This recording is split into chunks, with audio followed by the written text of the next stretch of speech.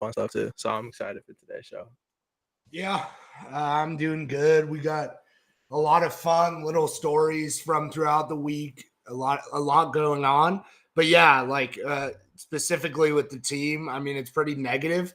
Which how many times have I said that in a row now? Let me think. It's been about 4 weeks or 3 weeks of us doing the show. At least 3 where I was like, yeah, it was maybe not the best week for the Lakers. So we're still in that spot. Unfortunately, it started kind of with, I would say, the Orlando Magic game. And here we are a few weeks later, and it's still rough out there for the Lakers. But yeah, I'm excited for the podcast. And then it's another day where, we'll be back on stream in a few hours for the Laker game right here as well. So yeah, excited.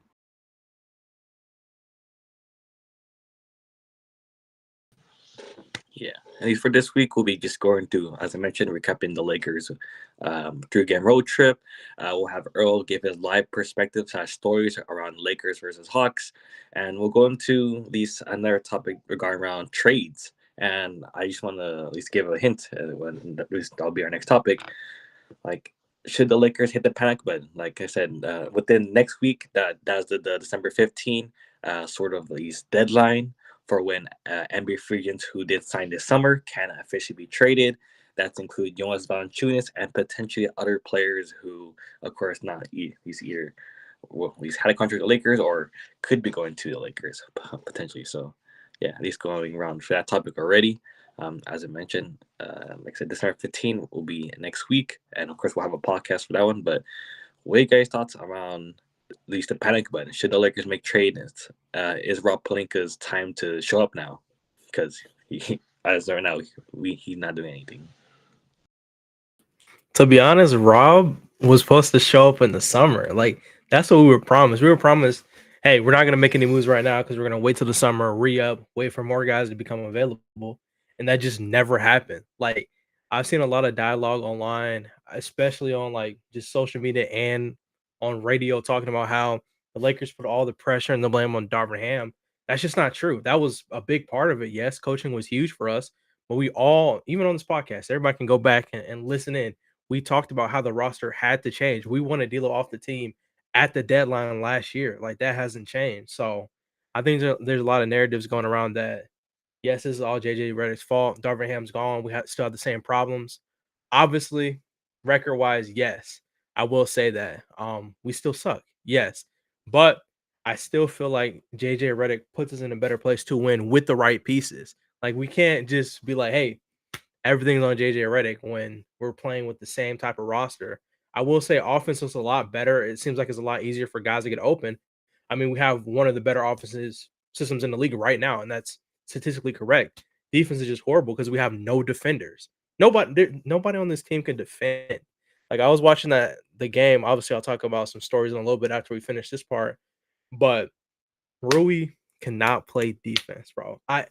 I seen a person like great offensive talent. I get it. I credit him that he was doing good on offense. He kind of started us off in the first half, good. But defense, he just doesn't know how to read.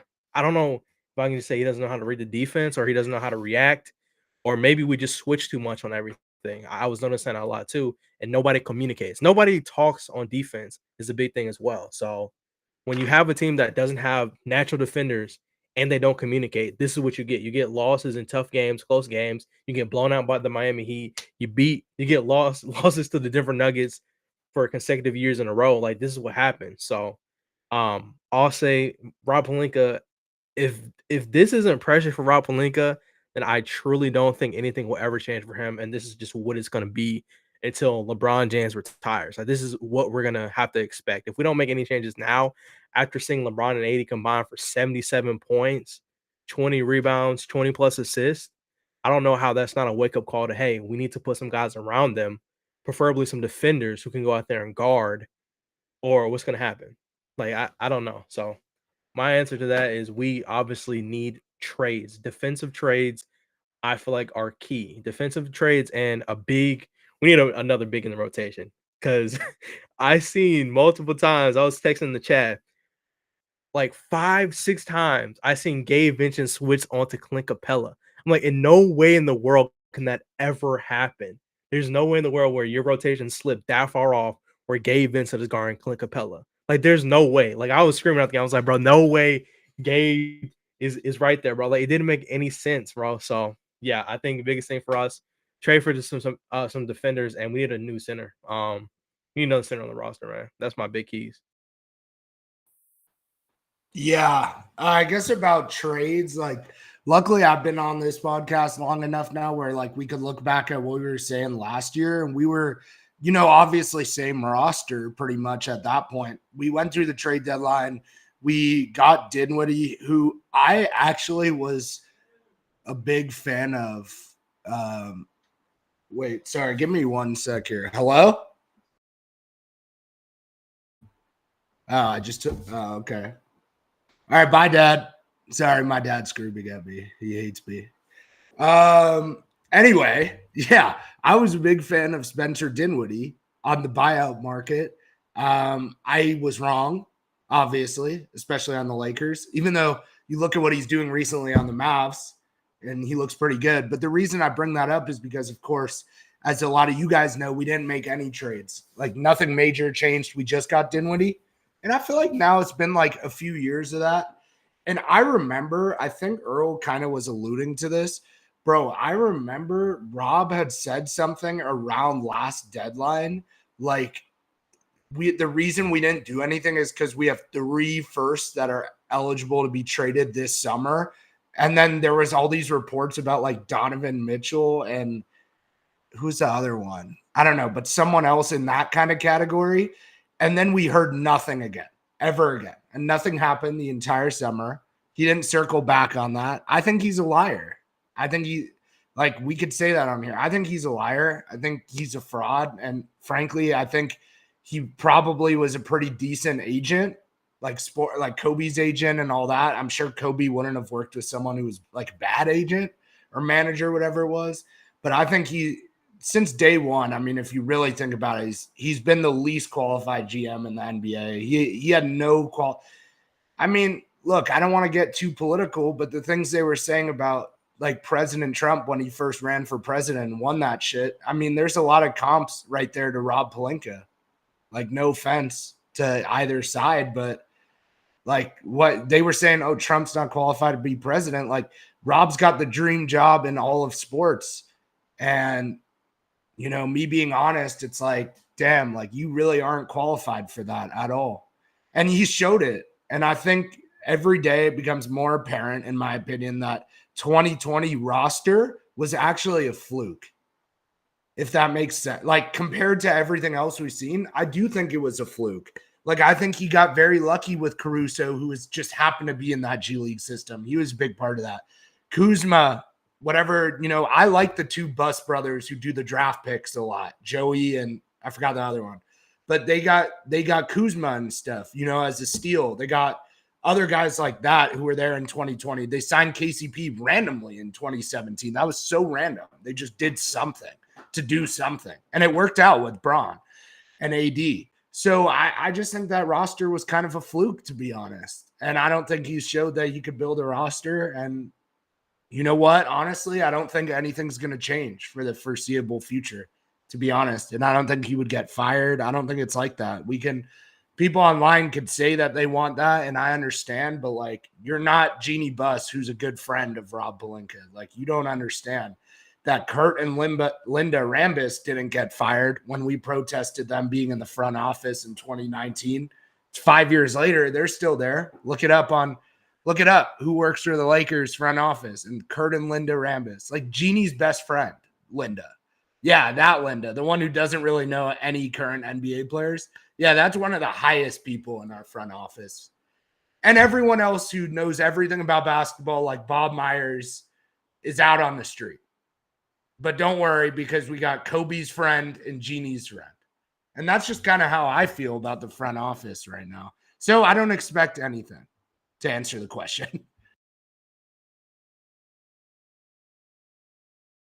Definitely, like I said, when it comes to the Lakers and like I said, Rob Pelinka, he has been timid and like Earl, like Jake mentioned, like he sort of been a hypocrite. Like he talked about was it making the right moves, or I felt like the exact word. Like he had a specific word during his these prior to the regular season press conference with him and JJ Redick, and it's just like he's not looking. Maybe he is looking to, but it's like from the fan perspective, we don't see it, and he's going to the games. We see him.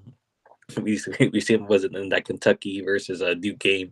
He does travel, but it's like he's not really doing anything significant. So it's just from all of us, and I think we can always iterate. I think it's time to move on, and where it be Genie Bus like doing something, or at least I don't know, maybe Genie Bus is out or whoever.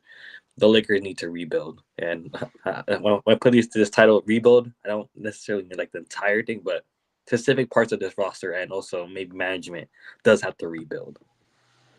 I actually think that's really interesting that you said that, because I've seen a lot of the discourse online now is the Lakers need to rebuild, yes, but hypothetically, the type of rebuild they need, you could just keep LeBron and AD.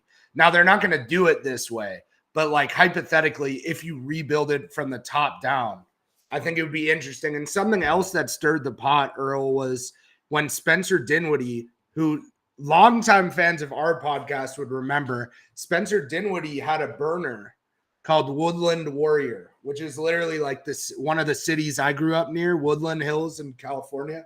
It's in LA. And he had commented and reposted my stuff a bunch of times last year. Remember that, guys? Like around right when we first got him, he was like replying to me. Anyway, he went on his burner recently talking about the Mavs, and someone said something about the Lakers, like, why couldn't you do this on the Lakers?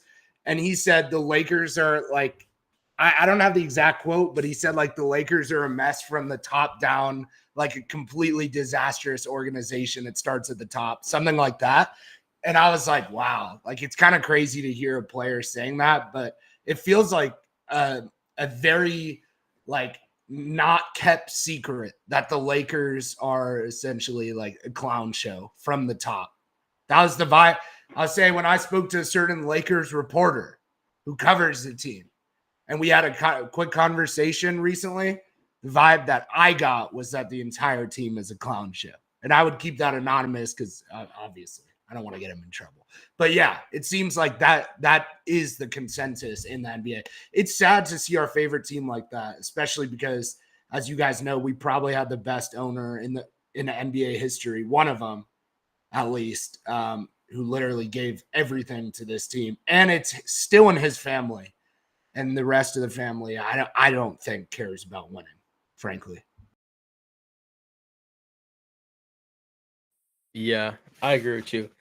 And it's like, it's embarrassing, bro. Like, that kind of puts the icing on the cake with the Klay Thompson thing. Like, he basically was saying, you know what? Like, he even has his father who had a legacy for us. He's like, I don't want to touch anything part of that. He basically said they don't have at that point, we didn't even have a full coaching staff. He didn't want that type of pressure. We didn't have anything together. At that time, we didn't even know who was going to play for the team, if we're being honest, besides the main guys we had. So it's just embarrassing, man. I don't know, man. I just feel like the organization up top is holding us back a lot. Like, I can say this confidently, man. If we have Bob Myers right now instead of Rob Pelinka, this team would be in a way better place.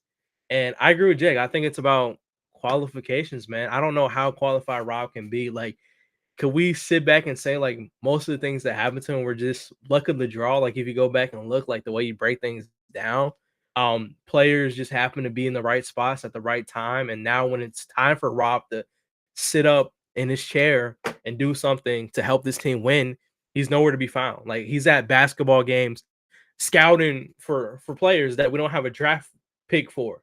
Like, we don't even have a pick. Like, why we at Duke game? We're not getting Cooper Flag. We're not getting any of these first round talent guys who were playing during that game. We're not getting any of that. We don't even own our pick. So I don't know, man. I think it has a lot to do with the Bus family, sadly. I mean, Jeannie Bus. Shout out to the Bus brothers, though. They have been able to get us some nice gems in the past. Well, really just even up to Austin Reeves and stuff like that as well. So I kudos to them.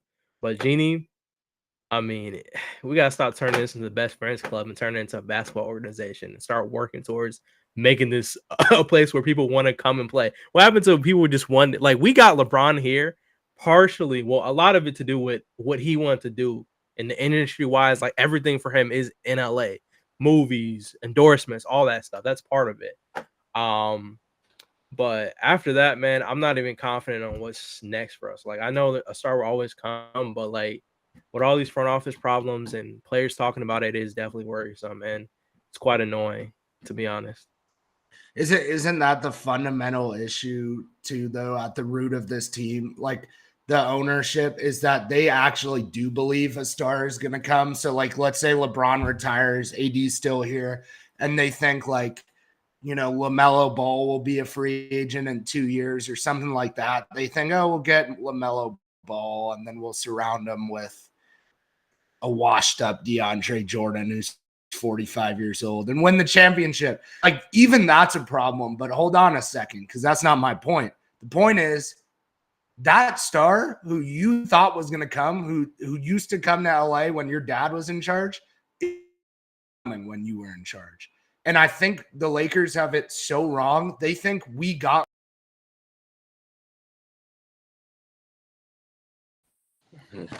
the front office or someone came for Jakester in it. But hey, but hopefully he's fine. Is he back? No, not yet. But yeah, like, I think I'll just continue it and say that, yeah, like I said, well, is he good? Oh, from my computer side, I'm seeing like the white light, so I'm just like trying to. Yeah, we'll reconnect in a bit. But yeah, it's like I said, they kind of revolve from the top up to the bottom, and the players are of course part of the struggle, but at the same time, they are not provided a successful, you can say, time there, or at least not to say support, but it's like they're not truly there to fully succeed yet. Like I said, they're doing their best. They got LeBron, AD, this and that, but it's like the issues are stacking, and the front office and etc. Genie Bus, and maybe even then from the coaching staff, is like they were pushing the negativity away day by day, but it was still looming and it's still struggling. We got Jake back, so feel free to continue. No, I was just on another one of my signature rants. Can you all hear me now? Okay, thank God. I don't know what happened to my Wi-Fi. People who follow this room on playback definitely know that my computer has a lot of issues. And that pattern's continuing. But I agree with what you guys were saying. I didn't mean to. I was pretty much done with my point. It was just like really that the whole thing is messed up from the top, because that next star isn't going to want to come when they see how unsuccessful you are with the last stars and how people around the league talk about you. I mean, you really need a new owner, new GM, new president of basketball operations, which we don't have, or maybe they made Rob it, one of those two. Then you need a vice president of basketball operations. So there's 2 people. GM, a separate person, makes 3 in the front office. And you go down and down and down. But when you look up Lakers organizational chart online, and there's websites that have like their whole staff on the basketball side, there's like 4 people. I posted one of the things back on my old account that we won't mention here. And people commented, 2 of those people are dead. And I was like, what? But they actually, like, on this site that had the Lakers staff, they listed 2 people who've passed away already in their front office. So we have a lot that's very, very strange with our structure and outdated. I mean, if the fact is that they think 2 of the 6 people in your front office are people who've already died in the past, that's pretty crazy to me. Like, you clearly, they're hiding that they don't have structure, to me, that they don't have a lot of employees. And you know what else I saw today? This is a fun fact for just any Laker fan. You know that they already know Bronny's made the Lakers over $50 million this season? Did you know that? He set the NBA record for jersey sales for a rookie. I think they said either passing LeBron or like he was right behind LeBron. He was right there. And they sold 500,000 jerseys at an average cost of $100, something like that. So the Lakers have made at least $50 million just off jersey. Yeah, he's top 10 in jersey sales, as Mal pointed out, which means that money, like, you can't use that on your cap space, right? The cap space is the cap space. But you can use money that you have on luxury tax, on doing the extra things to get off this contract, get on this other one. We'll pay more in tax. And Jeannie's always been unwilling to do those little things, and that's why people call her cheap. But then my question is, like, what are you doing with that $50 million that Bronny just made you? And they wouldn't have an answer for that, I think. If you ask them in person, they would not have an answer for where that money's going. I don't even know. But I just want these people out, man. Like, I'm getting kind of sick of it. It's a bigger conversation. We'll have it another time, Alan, I'm sure. But we're close. We're on the path, genuinely, to the Lakers rebuilding. And I don't know if it'll be a successful rebuild with these people. I'm talking about roster rebuild. But I think people underestimate, like, there is a chance where we're way under 500, maybe 10 games under by, February or late January, and LeBron and AD are not on the team come after the trade deadline. There's a chance now, and that's scary, I think. I'll say it's also worrisome, like how I don't know if like it'll take another LaMarcus Aldridge situation or like accompanying the idea that if LeBron James does leave, Anthony Davis is going to be put into a similar situation that was in New Orleans, where he was the main star, but also he had some middling players, like he had a Drew Holiday, or he had a couple players here and there who were good, but didn't fully push them to be successful. And I don't think AD would want to be in that situation once again. So it's like this front office and everything has to rebuild, and everything within this roster currently needs a rebuild. And it just change is needed. Like I said, we'll fully talk about later. I imagine we'll get Rob Pelinka talks, hopefully, and like maybe him getting dismissed or whatever. Like I said, I'm not calling for a job, but like, for being fully honest here and transparent, change is needed. Where it be Rob or etc. Someone has to go, or someone needs to be traded in a sense. And someone who's not a coach, because what you did is you put it on Vogel, which I'm sure, like, he had flaws, but I thought he was decent. You put it on Vogel, you put it on Ham. They're putting it on JJ now online. Like, what is he supposed to do about defense if your team has the worst defenders in the NBA? And like you did, we're putting it on the coach every time. We're putting it on LeBron. We're putting it on AD. I feel like they don't deserve it. And at no point it gets put on the GM or the owner. We do as fans, but like the media, in sense, they're like protecting the Lakers' incompetency. So I think we're gonna get talks later for sure. I'll say a little sort of coaching. We'll go into that final play of the Trae Young shot, but like, I kind of get why coaching should be blamed in that situation. There's no way I know DeAndre Hunter was hot that night, but like, there's no way Gabe Vincent and Anthony Davis should be looking to DeAndre Hunter and leaving Trae Young open. So I feel like that's slightly coaching, but at the same time. No, I'm not saying like coaching is not to blame at all, because JJ has this system defensively of switch everything, which he's acting like we have the best defensive team. Because if you had the best defensive team, you could do that, and the Celtics probably do that. I have a feeling JJ stole a lot from Missoula and the Celtics. I think he's a big Celtics fan the last few years of like their systems. But the problem is we don't have the players for that system. So yes, there is stuff on coaching. I didn't mean like that. I just meant, how many coaches are you going to fire before the GM gets fired? Why does he have like a different privilege in this organization? I don't know. I guess he was Kobe's friend, guys. If you haven't heard, he was Kobe's friend and agent, and James Harden's agent, who got fired by Harden. So great agent. Yeah. Now move on to, like I said, the 3-game road trip. Lakers had 2 games versus Miami Heat, of course, on the Hawks, and one other team. Those first 2 games were blowouts. Of course, we did these prior to this podcast. We did play the Utah Jazz, which was very much a close game, which we could have lost, but due to thanks to the Utah Jazz, Hardy. I know that's last name. He made that timeout, and the Lakers successfully won that game. So yeah, we'll go into Earl on this one. Give us your life perspective. What are your thoughts about that Lakers Hawks game? And it was a fun game for us watching it live, but it ended in disaster, you could say. Man. All right. First of all, I'll just say this. The game was amazing. Like being there in person, in the moment, it was a classic, bro. Like I watched the best versions of Anthony Davis and LeBron James. Something we haven't seen them play this on par together in a long time. Like 39 plus. It's like vintage. Both of them had 39 plus. 80 almost had a triple double as well. Bron had a triple double. So they were just locked in. Like he was 2 assists away from a triple double, Anthony Davis. But here's a funny story though. All right. So somehow, some way, me and my dad, we kind of low key finessed our way into the game early, like 2 hours early, shoot around time. So this is what happened.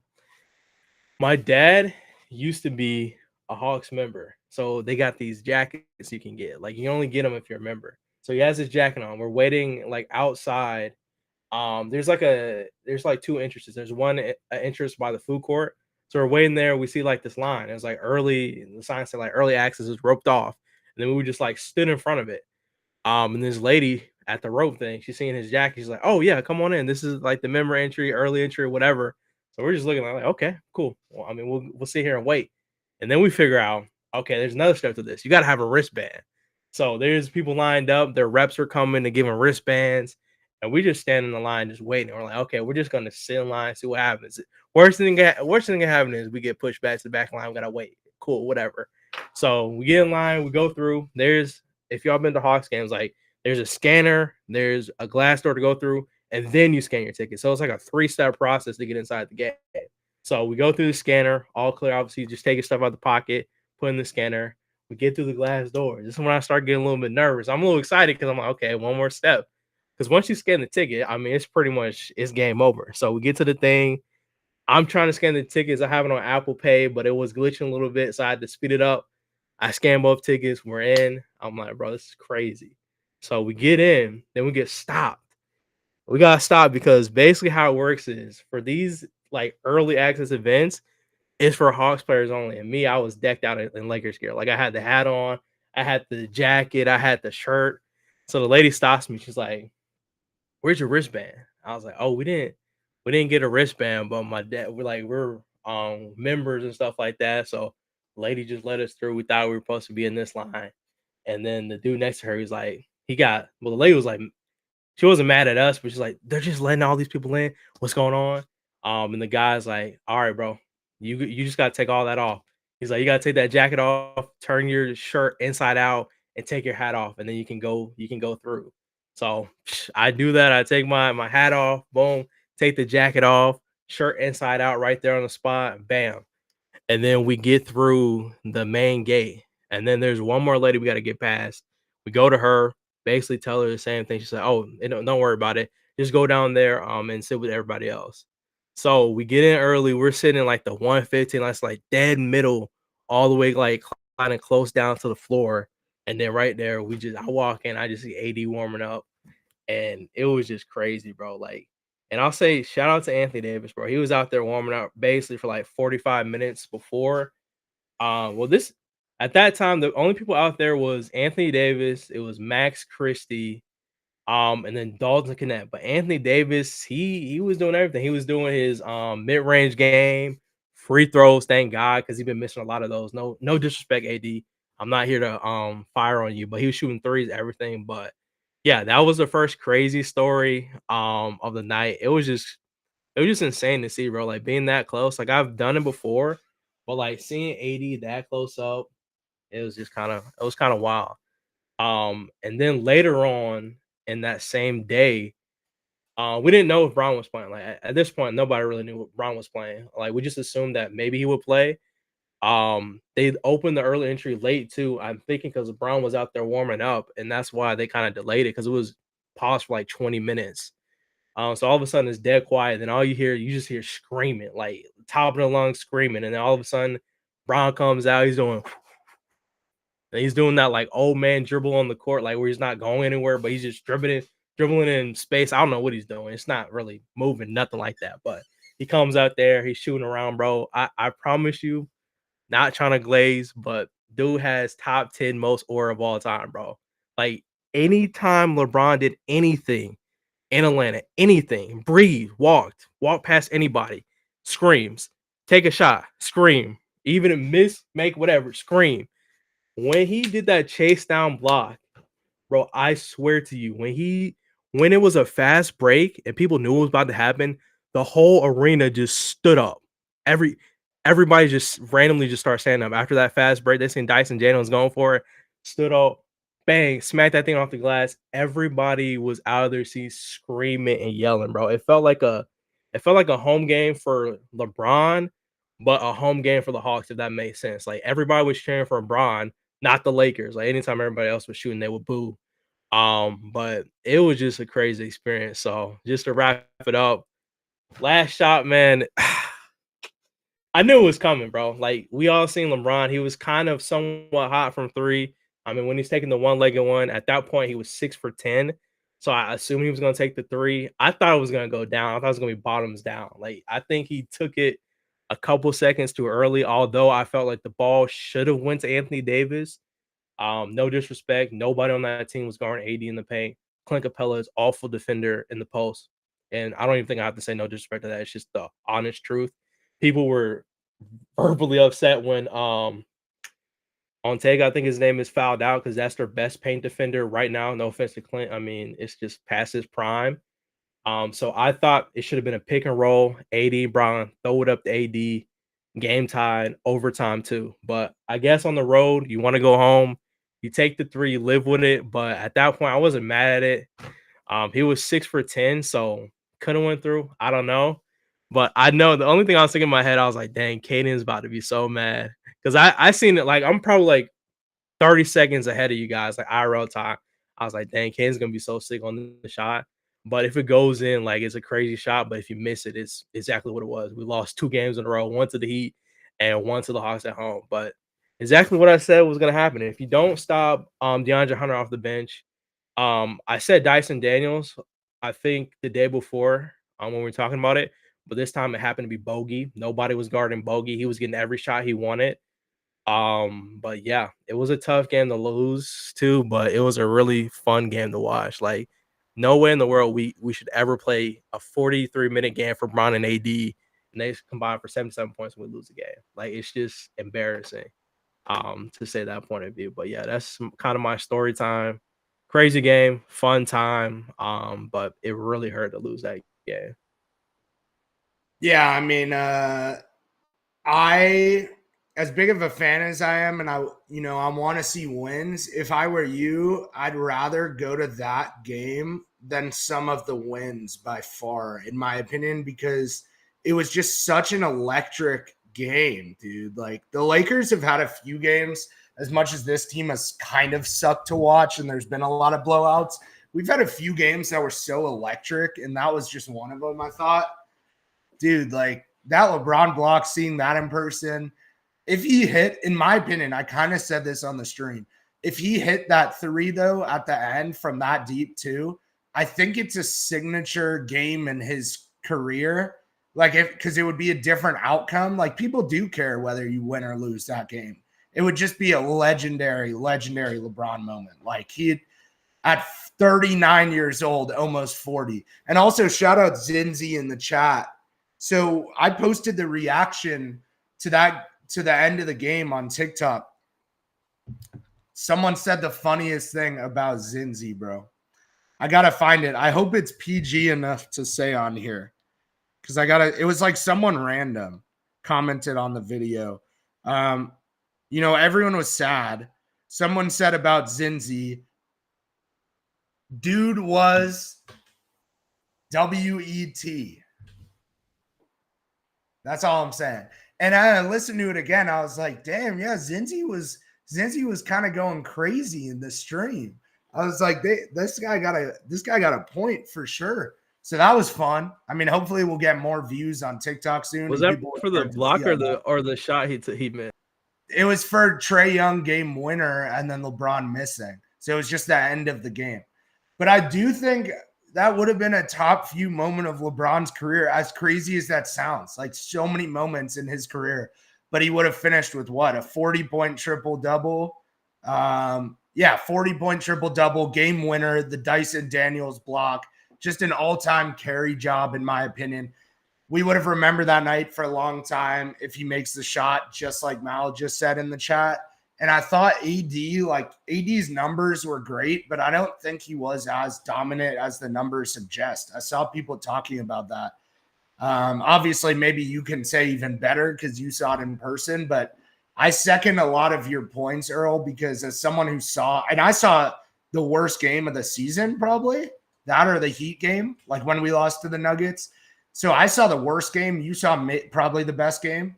But I could second what you said about LeBron because it's like every time he does anything, it's like the biggest deal ever. And it kind of gives us a little peek at how people acted with Michael and Kobe, I think. And I saw Kobe firsthand. I would say like the love Kobe had in LA, especially by the end, was something that Bron could never achieve. He could probably achieve it in Cleveland, just being from there too, and just what he's done for the city. But Kobe had a special kind of love in LA, and then his farewell tour, crazy. Like every other city showing love. But I think the way people describe Jordan, we can really only compare it to LeBron, because even when they go on the road, it's like all those people came for Bron. Like if Bron was announced he wasn't playing with time for people to not buy the ticket or buy it, they'd probably not buy it a lot more times than they would go to that game, frankly. So I think like Bron is the show, man. Like he's the truth. They said he was washed. They were so wrong. Obviously, he did have a bad stretch for like about 4 games, I want to say. So wrong. He's still, I mean, Zinzi said for now. And like, that's kind of hating, but at the same time, he's kind of right, because what you are 40 years old. Like something is, you have to stop eventually. But I wonder if you can leave the NBA on a high note, if that makes sense. Like muster up a little bit of that LeBron magic next year and then step away from the game. I think that would be interesting too, because I do think he could leave on a high note. Anyway, Lakers in general, not great, but the game was awesome. I'm jealous that Earl was there.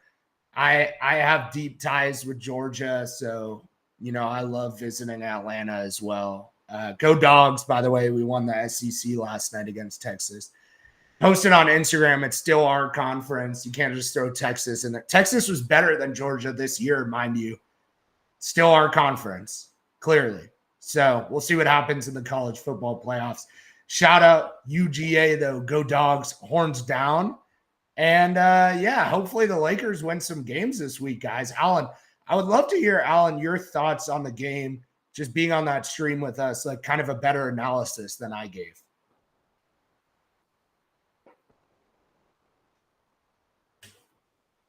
I did to get my charger from my computer, so I'll be back in a bit. Sorry for that. No, you're good. I'll add this on my way for Alan. The point about AD too, like I put in our shout out to our group chat. I put in our chat, like he didn't look like himself. Like in that first half, he really didn't. Like he was missing easy shots under the rim. Because first half, Lakers play like towards my side of the basket, so I got to see a lot of AD. It didn't look like he was being aggressive. Like he'll be under the basket trying to go for a layup or some BS type shot, just like hook or something like that just didn't make any sense. He wasn't really jumping for rebounds like that, but I don't know what clicked for him. But really, like kind of mid-second quarter all the way on out until the fourth, he was playing really dominant. Like he was going in the paint, finishing with contact, like dunking. I think Anthony Davis, like it sounds dumb to say, but just dunk the ball, bro. Like when he goes up for dunks, like under the goal, it's almost always automatic. Like that's how it was for the Hawks. Every single time he went up for a dunk, he was finishing it. And I think he has to just be aggressive the whole game. Like I think it takes the same amount of energy it takes for him to throw up that little hook shot right there under the goal. Just go for a standing dunk, bro. It's that simple, in my opinion. I mean, we could talk about Ja for a second in the chat here, just because people are talking about that. Zinzi obviously being a Ja fan. So I missed the games last night. The Grizzlies had a great win against the Celtics. And I went back to TikTok and I think a House of Highlights video came up on TikTok. So I went over to their page. They had posted like 8 times about Grizzlies Celtics, and House of Highlights had not 1, 2 posts about how Ja doesn't dunk anymore. One of them narrated by that guy, Chris Rishton is his name online. And then one of them just like a video of Ja's layup. And the announcers are like, let's see if Ja is going to dunk here. And then he did a layup. They're like, oh, no, he didn't. He didn't. I exit out of that video. I click the next Celtics Grizzlies video. I see one of, in my opinion, the best dunks I've seen in a long time. Like Ja Morant flying down baseline, third quarter. Bro actually dodged the defender, double clutch, reverse dunk like that. Light work, barely had to leave the ground. And mind you, he's what, like 6'2"?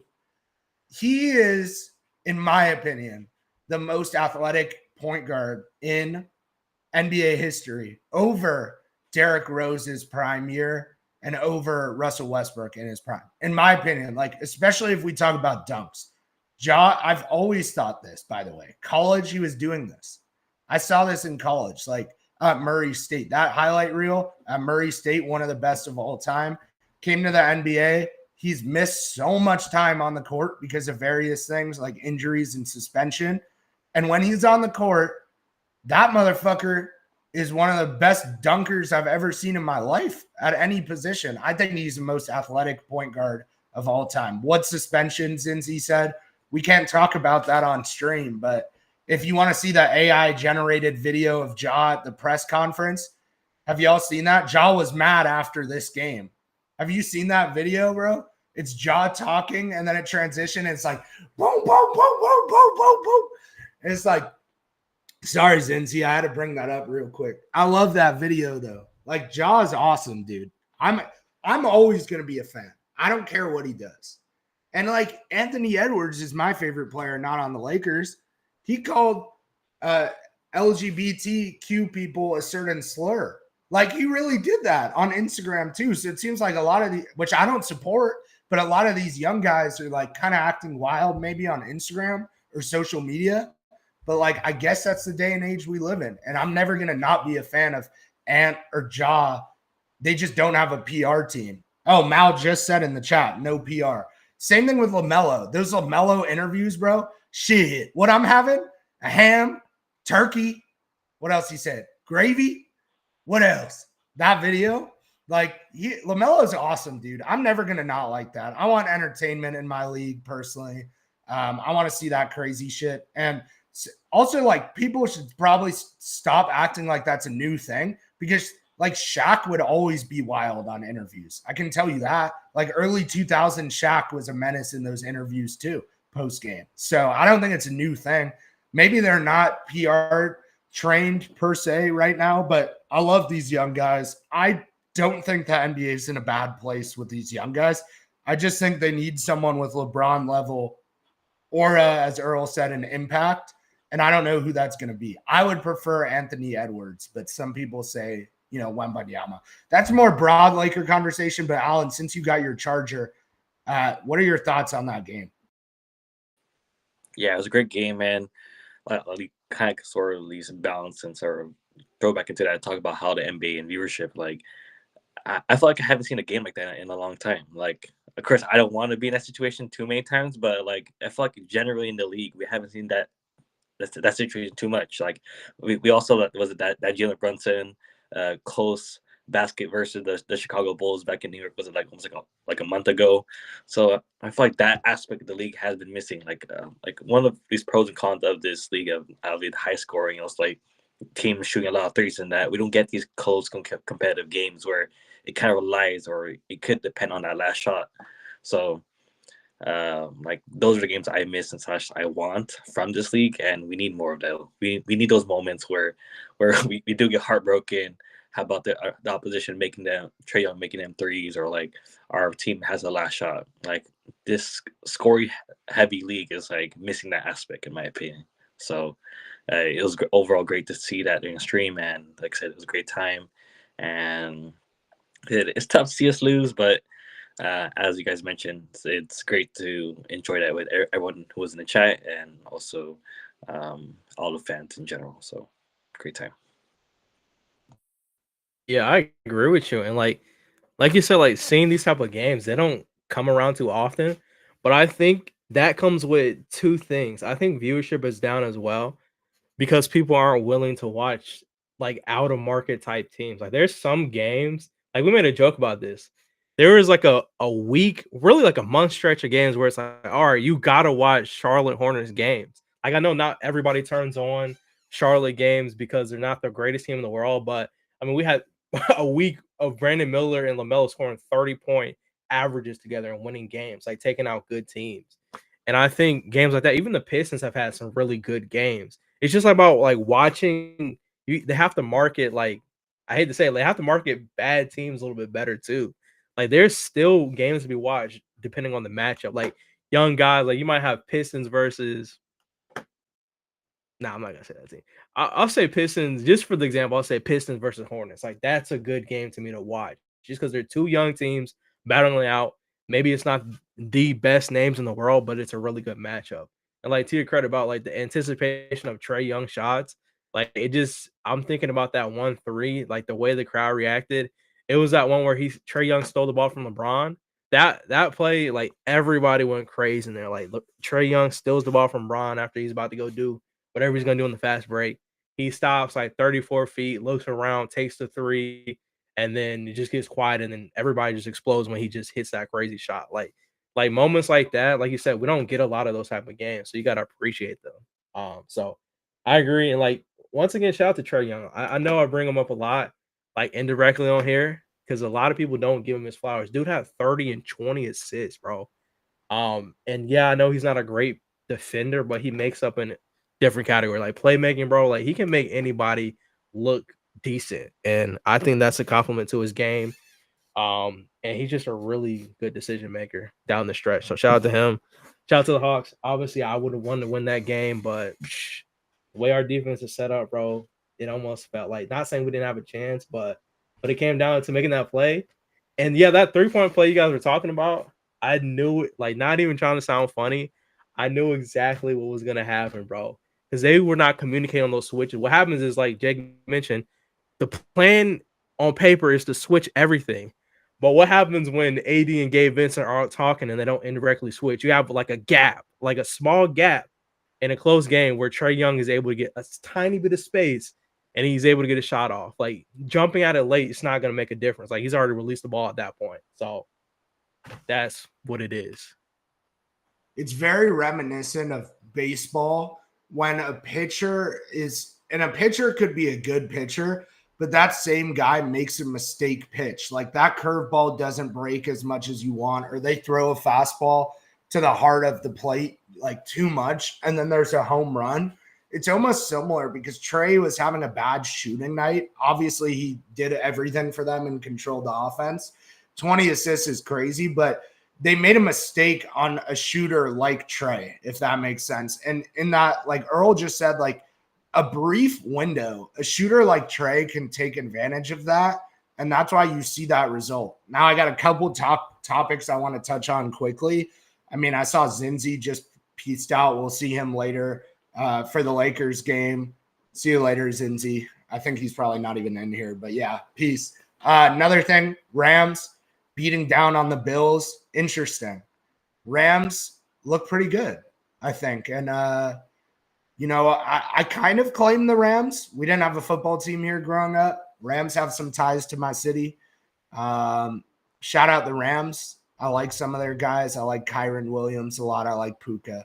Next topic, Dodgers lost out on Willie Adames Allen to the Giants, one of our rivals. I don't care. Personally, I told you, like getting Tommy Edman and just like letting him play shortstop, fine. Sounds good. I think the Dodgers will get Sasaki soon. I think they'll get Teoscar Hernandez. I don't think they'll get Soto. Mal's right. The Rams are in an interesting division and they're an interesting team. But I think Mal, like them being young and like low-key rebuilding, besides QB, obviously, they got a young defense, young skilled players. I do think they're in a pretty good situation. What was the baseball rumor tweet? Was it the Juan Soto Dodgers thing? I don't know. But the Juan Soto Dodgers thing is probably fake that Mark was talking about. Shout out Mark. He has really good basketball knowledge. But my next topic, DeAndre Hunter. He asked, I remember on the stream, he didn't know DeAndre Hunter, which I don't really blame him, I guess. But as someone who watched a lot of college basketball, I had known DeAndre Hunter from Virginia and their run. I forgot if it was the year that they won it all or lost first round that he was there. I think maybe he won one with them because they did lose first round like twice, I think. But DeAndre Hunter, man, perfect player for the Lakers. Like, yes, I understand you get DeAndre Hunter on this team. It does not solve everything. We don't become a finals contender. Perfect player. Mal just said it in the chat. Perfect player for the entire NBA. That's exactly what people are looking for. And people, I think, overlook certain areas in the NBA. Like, why would you not want a 3-and-D guy who's still pretty young on that valued contract? I feel like DeAndre Hunter is the perfect player for my Lakers. If we rebuild, I could see it. I just can't see us being able to get someone like that because my next little topic, and I think Earl would agree, the Hawks are a very interesting team in general. Shout out the Hawks. Would love to get some Hawks creators on here at some point. I'm sure they have them. Atlanta's a big market. The Hawks lost, obviously, to the Wizards. I think, only once, right? But they beat the Cavs twice. Very, very weird team, in my opinion. But I'm not surprised that they beat the Lakers, and I wouldn't call them a bad team. I don't like the Zachary Reese-Shea pick, personally. But at the same time, like, what are you supposed to do? Take Reed Shepherd #1? Are you supposed to take, what's his name, Sarr, who's probably worse than Reese-Shea? Like, I don't know what you're supposed to do there. I would have traded out of that pick after we got blessed with getting #1 if I were the Hawks, personally. I think they could have got more value to surround Trey with. I don't understand because they probably won't go into a rebuild for a while with trading Trey and all that. But, like, Reese-Shea isn't helping you, like, that much. Mal said if he had to describe the Hawks the past 2 to 3 years, he'd say 50%. The Hawks are, I've said the last few years, Mal, the Hawks are one of the best examples of, like, completely mid, like, so mid that you don't really know what's going on. Like, they've had these great moments and stretches. They've had awful stretches. It's very weird. But they're right in the middle, which Caden likes to say is the worst place to be in the NBA. And then another, more Lakers topic for you guys that I'm curious about. I understand that Bron is tired from carrying the team the whole game. I understand that, they want to go home. Maybe they want to take that 3 so they either win by 1. Bron probably thought he was going to make it. I trust that man with my life. I've seen him hit 3s like that. But then you look back and you're like, well, he shot that with about 5 seconds or 4.something seconds. If he got downhill, if he had the energy, I still feel like even 39-year-old LeBron, no one can stop him. And it got me thinking about, like, maybe why do we not play in our strengths in those moments?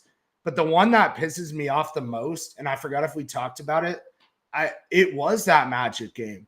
Not just because we blew the game, but even on just the last play, I'm saying like 2 seconds, 4 seconds.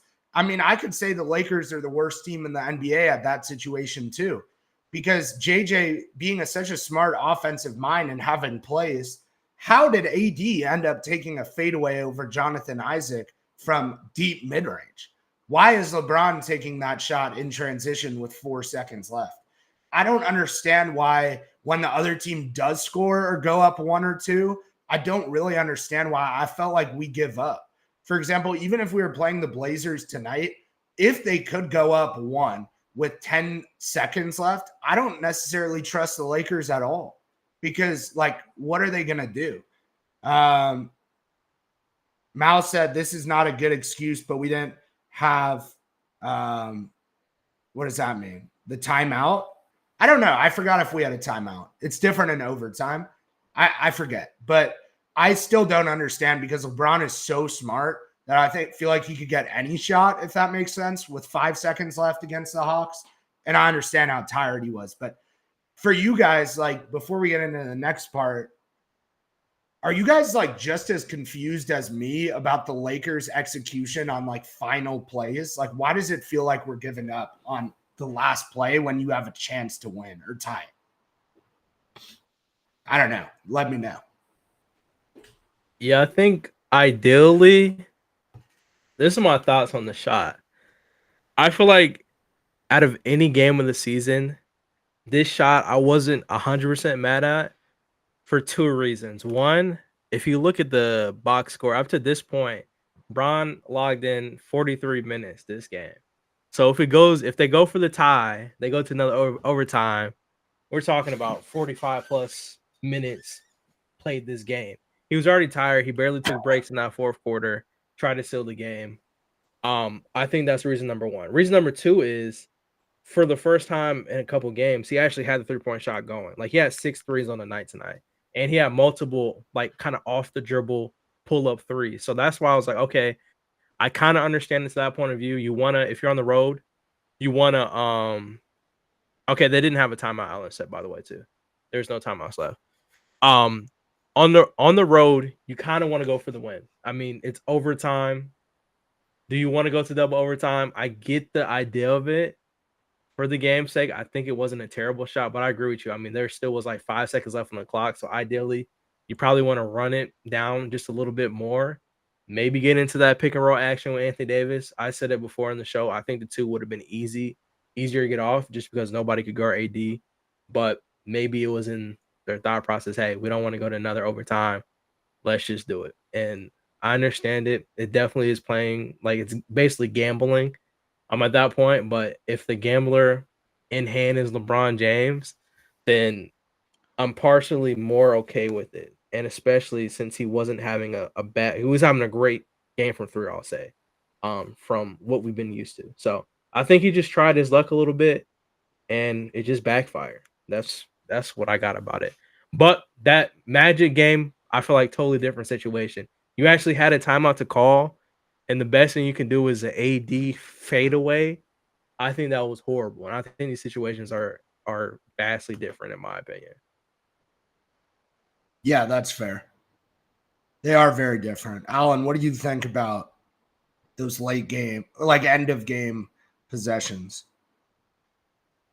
Yeah, I very much agree with you guys. Like JJ Redick hasn't shown to not say he's not clutch as a head coach, but the play so far has not been there, and it kind of at least relies on LeBron James 80 to help the Lakers get that that 2 to 5 point lead, and they just have to make the free throws as we've seen from the Orlando Magic game. So it's just when the Lakers are playing that situation, not to say they are struggling or more or less they choke or are choke artists, but so far they've not shown to be a mentally strong team within those final 30 to 20 seconds, you could say.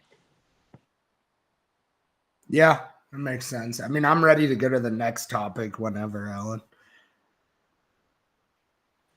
Yeah, I would say before we go to at least our preview for tonight's game versus Lakers versus Blazers, from you guys, what you have any topics or anything you do want to discuss? I know there's a little LeBron thing, but I feel like we've been through that a lot. But I don't want to go into too much. Like the LeBron Warriors for Brian Windhorst could reignite, but I don't feel like that's too much news in my opinion. That's just me. I don't know how you guys feel about that. Well, last year, I'm under the I have the understanding that last year those talks with LeBron to the Warriors were real, which is really crazy. Like, I don't know if we've talked about that on here. I forgot what we ended up like. Yeah, we did. Yeah, we did. Okay. Yeah. I'm sure I probably looked at the camera and said the exact same thing. It's really crazy, but it was legit. Like, as Mal was saying in the chat too, just so weird. And I think LeBron and Rich Paul shut it down anyway. Like, I don't think it was like, we're going to give you Kuminga and Moody and this and that. The Lakers are so bad. Like, I would take a look at it. I don't want LeBron to go to the Warriors, though, not as a Laker fan, as a LeBron fan. I think it changes, even as old as he is, how people look at those Warriors Cavs like rivalry finals.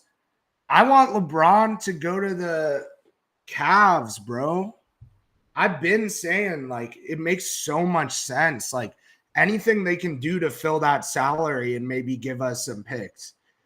I guess Lakers fans who want to compete are lucky that I'm not in charge. And back on my old Twitter account, they'd be like, thank God you aren't the GM.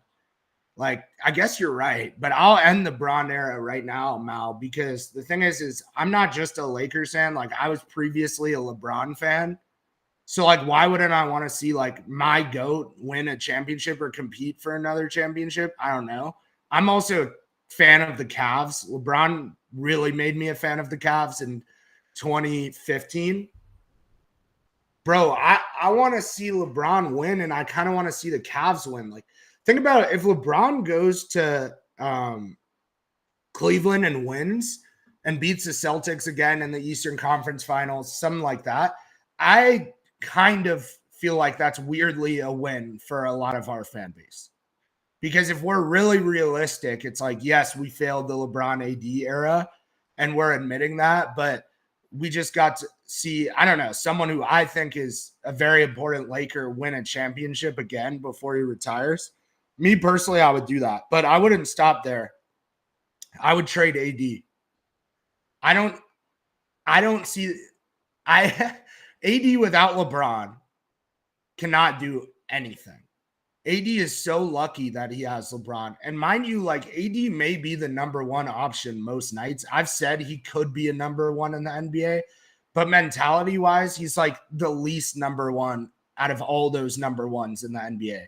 Because, like, I can't trust that dude to give me more than 10 points in certain games. And it's like, damn.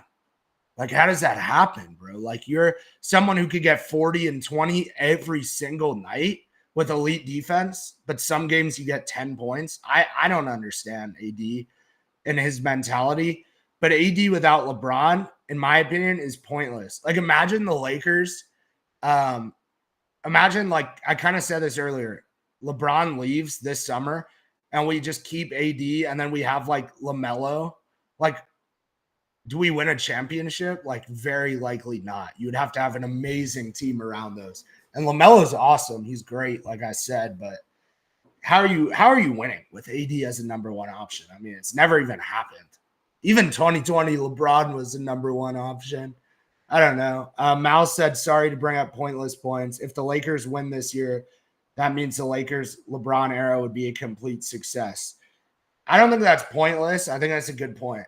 I think it would be a complete success because then you also did it 5 years apart and two. He validates the first one. You do it 5 years apart. Somehow it would be a success. But, like, Mal, realistically, like, you had to change a lot of the team. And I saw someone say, like, we need a 2018 Cavs type deadline. But think about, like, even after that deadline the Cavs had and LeBron single-handedly, like, kind of still in his prime, carrying the Cavs to the finals, they still lost when they played the Warriors. And I think it'd be interesting, like, even if the Lakers have an unreal trade deadline, they could still lose to the Celtics in the finals. I don't know about anyone else if we're that good, but the Celtics, it's possible. So it kind of reminds me of, like, the 2018 Cavs versus Warriors. I feel like we're going to be undermanned. We do have AD this time around, but he would have to be, like, generational every night, which I just I don't know if I can see it. That was kind of my other topic. The one other little thing, Earl, I don't know if you saw this. Bronny James had his best game that he's had in so long at maybe any level. I know on the Lakers, he, like, had more points, I think, in a preseason game. I forgot what he had against the Warriors, but he took so many shots, bro, that one preseason game. I thought it was the cleanest Bronny game I've seen it, like, dare I say maybe ever, because it's the best competition he's played. He didn't do anything at USC. Obviously, heart attack. I don't blame him personally. But yeah, Mal's agreeing kind of too, like, relatively it's his best game ever. I think it might be his best game ever. And it was really nice to see, like, coming off of injury. if Bronny was doing that every night in the G League, he has a future in the NBA. So if he can get to the point where he's consistently doing that in the G League, he has a future as like a bench player in the NBA. Like I would definitely come around on that. So I don't know if you guys have any thoughts on that game, but that was kind of my last topic with that. Yeah, I'll piggyback off of all that. First of all, I'll say, Mao, you're right. It will solidify. It will, not if. It will. I'm gonna give y'all the master plan. All right. First of all, I'm gonna double down with Mao. If we win this, and Jake, of course, if we win this year in the championship, this era, 100% success. It couldn't. I won't say it couldn't have gone any better. But the story writing, 5 years apart, so many different changes, coaching, roster turnover, all these different things, just to get things right one more time, one last ride. And LeBron James and Bronny James Jr. both get a championship ring on the same team. LeBron, first father-son duo to ever win a championship together. Like all the stories riding on the wall. Anthony Davis, two-time NBA champion. I can see him this time going off, maybe getting his first finals MVP. Like there's so much riding on the wall. And it's not that the only thing holding us up, one person is Rob Pelinka, bro. I've seen all I need to see. Like, look at this. If you look at this game, bro, trade D'Lo. D'Lo, yes, he hit a couple of threes, whatever. But other than that, couldn't defend a thing, couldn't fight over screens, didn't really have a lot of effort besides, I mean, like I said, just shooting those couple of threes. I think he had 9 points. He was all right. Like, if it wasn't game changing to have D'Lo out there. And I think that's just been the story. Like in a game where Reeves isn't there off the bench, you should have at least 15. If Gabe goes out there and drops 12 points, D'Lo, you should have 25. That's just my thought process. If Gabe has 12, he had 12 points versus the Hawks, if I'm not mistaken. He was, I dare I say, I seen it in person. Gabe was balling.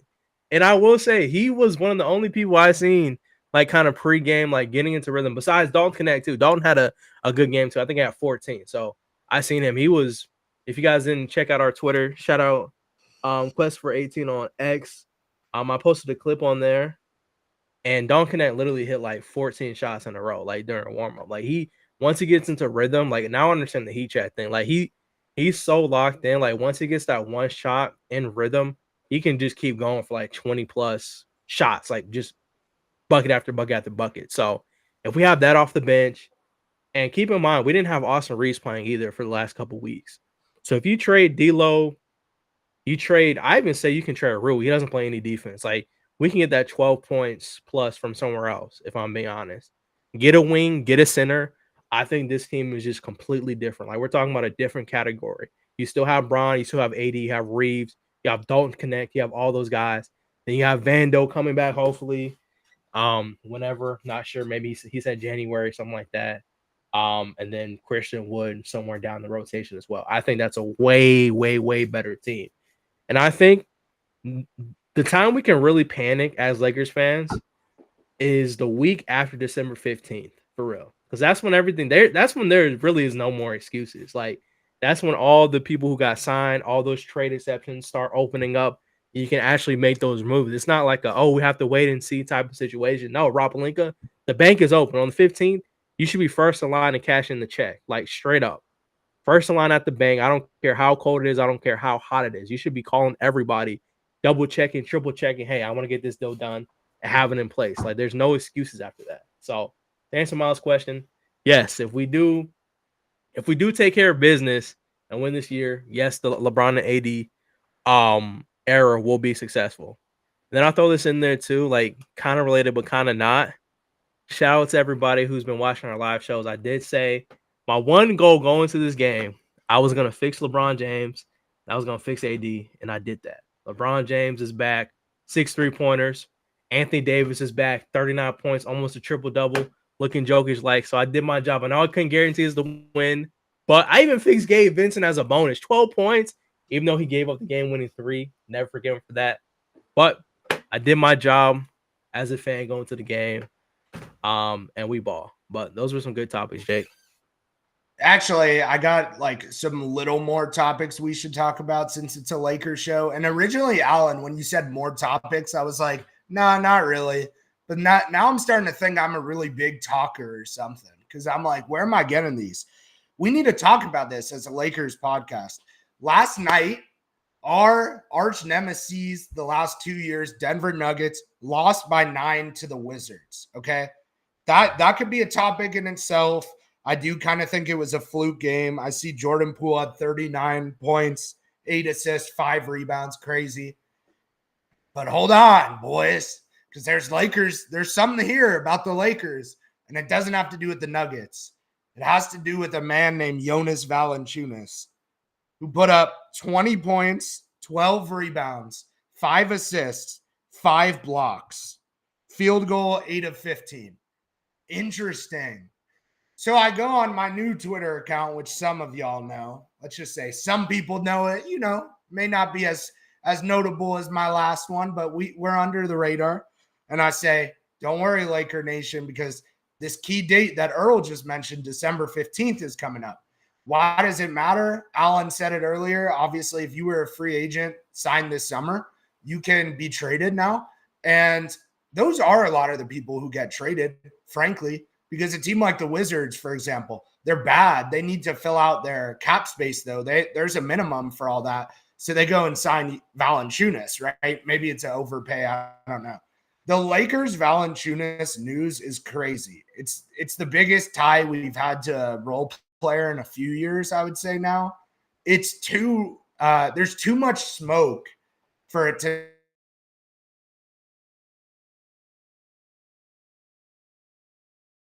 If the Lakers.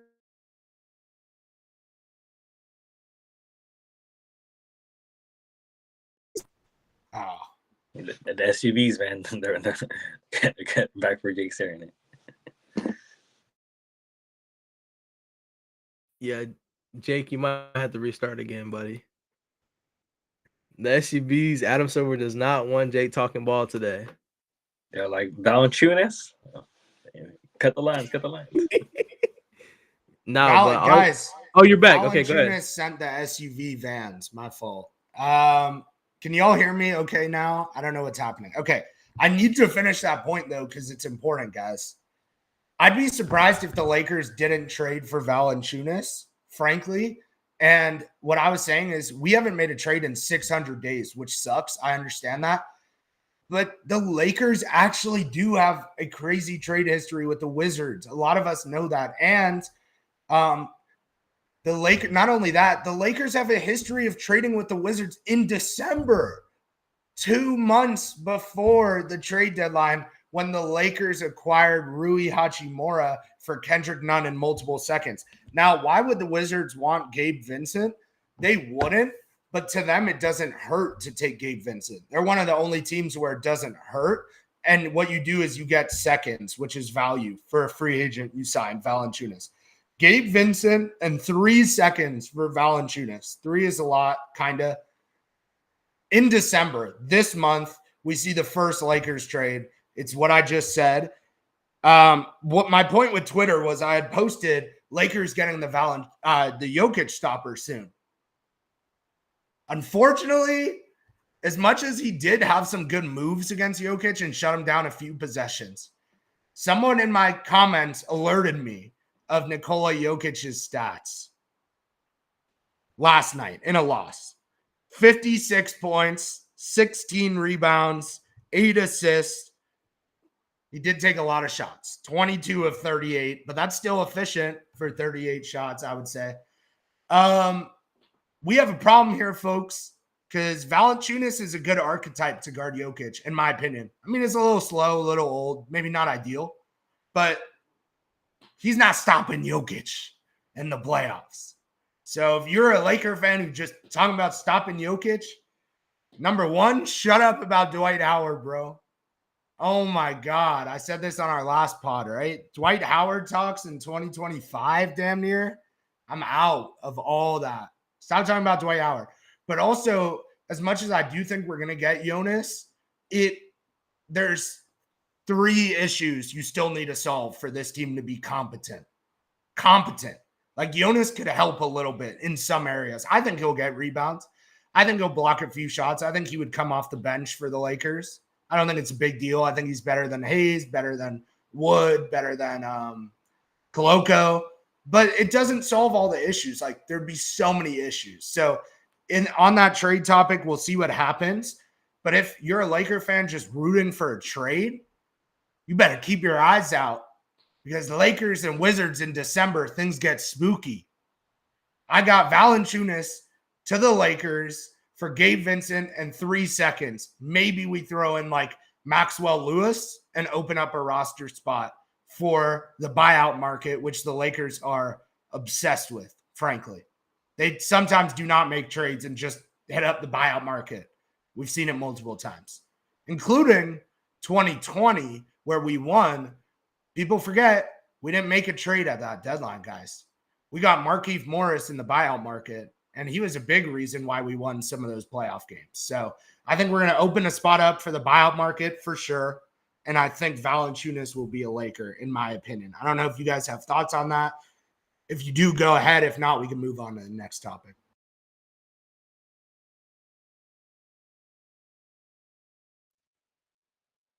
Yeah. I see Alan pulling up some shot charts. I'll give my quick take. I agree. I think that's the perfect move. I would have also thrown a Maxwell Lewis, and I would go get us a nice little free agent guard. Really kind of a riskier move, but I mean, at this point, who really cares? I would go pick up Markelle Fultz. We need another backup guard, kind of a little bit lengthy. Not sure what his defensive situation is looking like, but I think maybe he could be one of the more valuable players left who don't have a home right now. I say I would go for that risk. But yeah, I agree with you. I think Gabe, 2 seconds, get Valanciunas, add a big. That still leaves you a chance to trade D'Lo, and we can use that maybe to go to the Nets, get a wing, and just play around with different scenarios like that. So I think if we can get Valanciunas, especially without giving up D'Lo, Gabe, 2 seconds, 3 seconds, whatever it takes, I'm doing that in a heartbeat. Gabe just hasn't been consistent enough for me to justify him staying on this team when we can trade up and get Valanciunas respectfully. So I would do that. And Jackson Hayes, we're also sending you to Washington. There's no way. At least I imagine we have 3 centers on the roster. I'd rather keep Koloko on that 2-way instead of Jackson Hayes. So send that man to Washington as well. Yeah, I didn't mention that about the centers.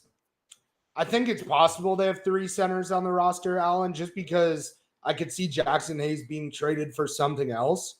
But yeah, normally when you see a trade for a center, the other team would also be sending out a center in some capacity. So maybe it's more likely like Vincent and Hayes for Valanciunas, and Wizards just eat some of that money because I'm sure they can. Yeah, and also pull up this shooting chart, and I see a couple of X's on there for Jokic. They're near the rim, so I don't know if those are Valanciunas, but hey, I'll take some of those X's. There's a lot of circles, green circles that are sort of outside and sort of inside, and then Jonas, looking at that shot chart, he's made a lot of outside shots, so I think AD could take control of the paint, and then Jonas takes care of the mid range, hopefully. So yeah.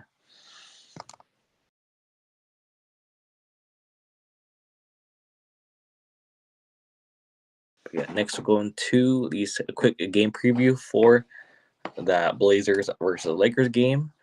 People who are out for this one is Klingon will be out. Dominic Klingon, Robert Williams, Matisse Thybulle, Scoot Henderson is questionable for that. And at least my quick question for that one: do the Lakers need to, I'm not gonna say blow out nor like get a big time win, but like how big of a win do the Lakers need this game to be? 75-point win. No, I'm just playing. We need some back pay, bro. I think with the amount of injuries on the Blazers team, regardless, it's the Blazers. But with their injuries, I mean, there's really no. It's Aiden, bro. Like it's Aiden versus the AD, and Aiden got benched last game because Billups said he wasn't playing with enough. I think it was just like he wasn't playing with enough effort. He didn't like how he looked out there. So, AD, there's no way you can't show up tonight, respectfully. So that's my thoughts. There's no way we lose this game, and we should win by 25 plus, 20 plus minimum. I think anything under 20 plus is a failure, in my opinion, and it kind of means you're a bad basketball team. But knowing the Lakers, I wouldn't like go as far to say that we're going to win by 20. Right? Like we beat the Jazz by what, 1? I don't know. I'm just saying. So we'll see. I mean, they should win by 20 plus. I'm with Earl.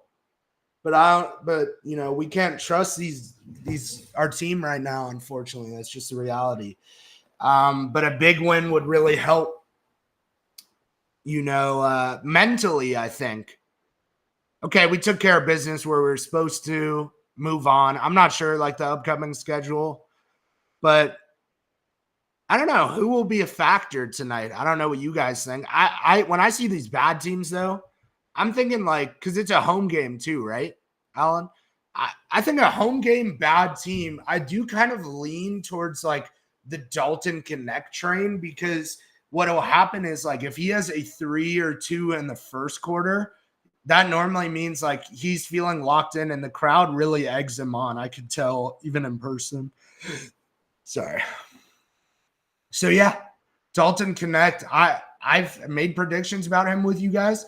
I've said he's going to put up 20 plus and been wrong actually multiple times, but he has had 5 20-point games.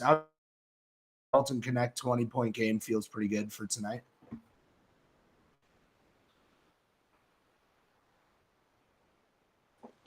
Yes, indeed, and lean towards that one. We'll go into at least our tier list for this one. Curse. Let me put it on the chart.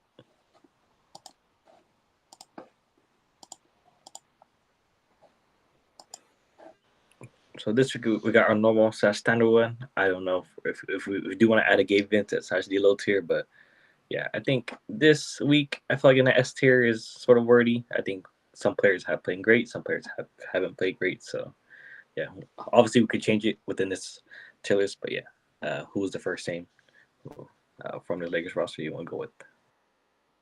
Go ahead, Earl. I'm going with Mr. The Incredible. Mr. 2-time bench player turned into starter superstar Gabe Vincent. Now, Gabe has been playing really bad basketball before this week, but I will say, even though we lost, this was probably one of our worst weeks we've had in the NBA so far. This season, Gabe Vincent has stepped up and played better as a starter than he has been on the bench all season long. I don't know if it's a starter effect. Same thing happened with Dalton Connect a couple weeks ago, but I think I want to put Gabe Vincent at a. Okay, look. All right, look. Look, I'm gonna put him at B. Don't shoot the messenger. Don't shoot the messenger. I'm with you. Gabe Vincent played good defense. I know a lot of these follow-up situations where someone's 0 for 3, it is usually Gabe in the play, but a lot of that has to do with the terrible switching system we're running. I hate that. It doesn't make sense. Like Jake said, we don't have the right defenders to run that, and nobody's communicating. Like I was at the game, they were not talking on defense at all. So I don't think that's 100% Gabe's fault. I think it's just terrible communication all around. But for his role, he's been playing a lot better basketball. He's been hitting his open shots. He's hitting step back mid ranges, off the dribble threes. Like he's hitting in rhythm now. B. This is if I can get 12, if I can get 10 plus points a game from Gabe when he's coming back off the bench, then that elevates our roster a lot more. I mean, with what we're working with currently. So I'm going B. Yeah, I agree. Maybe it's one time of his Lakers career we put him on B. Think about it. If he does get traded for Valanciunas soon, I don't know. But yeah, I think he deserves B. I'll go with because we don't have to sort the order yet. I'm kind of curious in my head, Alan, who you were talking about for S. But I think Heat and Hawks, it's LeBron. But then I'm like, what other games did we play? Like, I kind of forget. Was that Jazz game in there? I don't know. I'll wait. Cam Reddish, C. Because Cam is not that bad, guys. Like, I understand he has no points. He goes 0 for 1. But, like, maybe his job isn't to take shots. I don't know. That's what I've been thinking. And our offense hasn't really been the problem this year, so I don't care if Cam takes 1 shot a game. I like Cam on defense still. I'm going to go with C. unless you guys want to overrule that one. Look, I will say Cam Reddish was a defensive menace during the Hawks game, bro. I watched him like two-hand grab a shot. Like he was playing aggressive defense. But I agree with you. This Cam Reddish, the way he's playing on defense, we've seen him before with points scored. So I can't go back on what we've seen him do before and put him at a higher tier. So based on performances that he's had prior to this week and weeks before where he's graded higher, I think he has to score at least 5. I mean, that's just the bare minimum. If he's out there for the amount of minutes he's playing and the looks he's getting, he has to score, bro. I agree. Like defense is great, but I'm not really a fan of the 0-point games. I think he can do better. He can insert himself a little bit better. So I agree. C's cool with me. Yeah, I'm also with C. I did thought the S tier, but I only thought because of a certain person's one game. Of course, we got hyped for that person's game. So, but yeah, I think realistically, look at the entire week, there is an S tier, but I'm only going off by one game. So, yeah, by that certain player who we'll talk about later. Next, I think I'll go with Max Christie for this one. I think he's been sort of a C. I think I gotta look at least his stats again, but he hasn't done bad. Like looking at his last 3 games, he got 5, 2, and 1. Versus the Miami Heat game, 11, 7, and 5, and then versus the Hawks, he had 9, 2, 2, 1 block, 3 steals, and he did get that clutch defensive play versus Trae Young, forcing overtime. So I'll lean towards C, maybe in top of C. And he fouled out, right? I mean, I'm not that I would hold that against him. I think Lakers fans, like I've kind of been saying this, I'll stay on the same side. Like they've been kind of hard on Max this year for some reason. Maybe it's the contract. Probably is. Like we re-signed him to that contract. I like Max Christie. If the Lakers hypothetically had a young core, I do think he's an important part of that. And maybe he'll be a bench player for a lot of his career, but he's a usable NBA player. One of the best defenders on the team, especially perimeter, you could say. I think he's switchable. He's shown us he's switchable. He has a really good mindset, and he seems like a really positive, stand-up young man. We don't need to get into character too much. I think he's like the Lakers' Jared McCain. I just think he's a bright light in the world. Shout out Jared McCain. I love Jared. I've always loved his TikToks. I know Max probably like doesn't do TikTok. I haven't seen him, but like, you know what I mean? He's kind of like our Jared, just a young guy, super happy and chill. I'm going to say top of C like Alan, but I really want to put Max on B.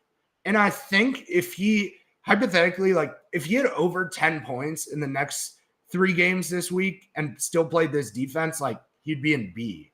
So I think top of C, if Earl agrees.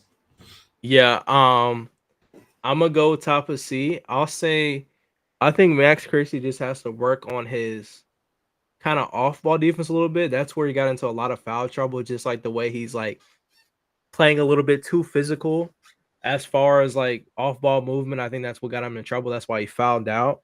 But other than that, I think he did a good job contesting, getting around screens. I agree with you, but we kind of expect a little bit more from the point side of things. So I think C is a good reflection of where he is now because we know he can do a lot better than that. Like he's a guy capable of scoring 10 points a night. He just has to assert himself a little bit better. So I agree. Yeah, that's the other thing though, right? And you're so right. Not that it changes where we put him, but in general, my stance with Max is like if you're a good shooter, he's a good 3-point shooter at heart. He's a good mid-range shooter. He's good around the rim. He's athletic and he can just dunk. Always these 2-hand dunks, I think. Pretty good finisher. I mean, I understand you have a certain role on the team, and maybe Max Christie's not at the top of our priority list in terms of offense and who gets touches. But like, Mal, that made me laugh. Yeah, he's a good 3-point shooter at heart. He is though, bro, because you remember on limited attempts the last 2 seasons, he was always like above 40. So yeah, kind of a rough start to the year with Max, but like, I like him as an NBA player. I do. I liked I didn't like the pick, frankly. I'm such a big Laker fan and college basketball fan that I was I'm tuned into every draft, bro. Like every second round pick, I know about them, unless they're like a draft and stash where you keep them overseas for a few years. So I know Max Christie pretty well. I went to the University of Michigan where we played them twice when he was at MSU, and I did not like the pick, but that second summer league especially really did it for me. I thought even as a rookie, he looked poised on those Westbrook teams at times, like kind of a bright spot. And then that second summer league where he was carrying the Lakers, and I think he got shut down early because he was really good in that. That kind of did it for me. I really like this guy. I still think he has a bright future. Not every prospect just develops right away. Like it's okay for a second round pick to only be good, start getting really good in year 3 or 4. So like our fan base is a little hard with that. Did you go yet, Earl, or no? You should go. Yeah, I'm going to go and I'm going to rip one off the board. I'm going Anthony Davis. I know we usually save them for last, but I'm going to skip the line. And I'm putting him at C. I think recency bias is crazy before everybody in the comments starts going crazy. Yes, I understand he dropped 39 points, almost triple-double. I get that. But in life, in school, when you fail a test 2 times, then you get an A on the next test, your grade's not going to jump up to an A or B. It's going to average around a C. That's what Anthony Davis did. Let's not forget the Heat game where he left LeBron James out to dry and had he had 8, 7, and 5. Let's not forget that. And then the game before that, versus what was it? The Timberwolves, I think. No. Sorry, I went too far up. The game before that, no, it was the Timberwolves. No, you're right. It was Timberwolves. He had 12, 11, and 5. According to Anthony Davis standards, that's dog water. That's trash. And if I was ever to put him anything higher than C on this list, when he has 2 games like that in a week, then I'm not being an honest Lakers fan. So I respect him going out there and playing good during that Hawks game. But I even said it, like the beginning of that game, he was playing on that same Anthony Davis nonchalant type attitude, and then he turned it up. So I can't just forgive the mistakes from earlier in the week and those blowouts. He was a big part of that. You can't just disappear as our best player. So I'm going to see respectfully. Yeah, good comment, Mal. You're right. I like that post you had, Mal, about that. I think we're biased Lakers fans if we give that motherfucker a B or an A. Personally, excuse my language. Like, I'm so with Earl though, because we've always said this list is that player that week relative to like how they've been doing. Like, this is literally like C Anthony Davis.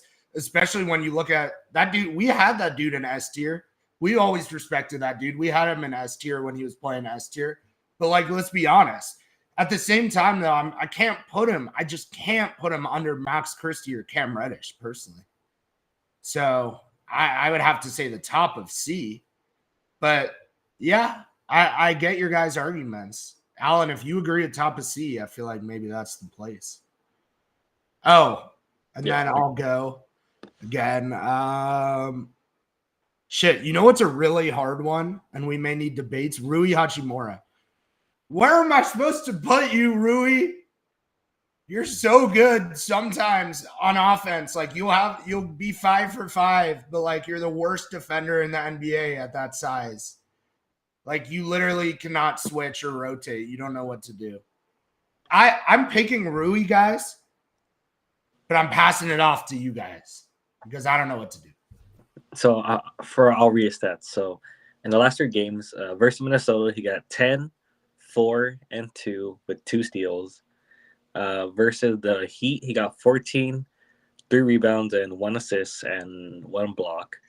Versus the Atlanta Hawks, which was relatively a good game per him. Like, he was very efficient. He got 12 points, 9 rebounds, 1 assist, 2 blocks, and 2 steals. And in that game he shot 5 for 6 field goal and 2 for 2 from 3 in that one. So efficient game in my opinion. I'll lean towards bottom B, like B minus, sort of C. He's in the middle. I don't know, bro. I mean, he's only missed 3 shots in his last 3 games, or 4 shots. Like, I don't know how to grade Rui. He's just a awful defender. Like I seen it in person. He just cannot guard anything. It's like if I'm stuttering, he's so bad. Whenever a play happens and the ball is on Rui's side, I already know somehow, some way he's gonna forget who he's supposed to guard, and then he'll do that late jump contest as if it's gonna affect the shot. He did that like 5 or 6 times.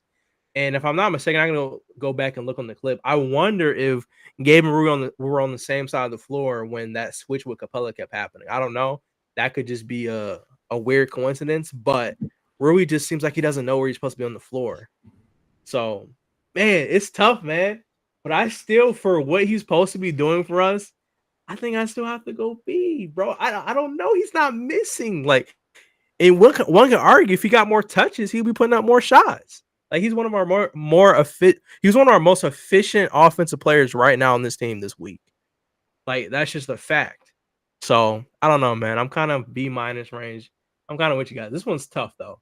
But if we're grading towards their standards, I mean, obviously defense is terrible, but he did a lot on the offensive end, in my opinion. So I also just realized the same logic we've been using again. Like compared to himself, he has the lowest standards in the world defensively. So even if he was at that level again defensively, he should probably be in B.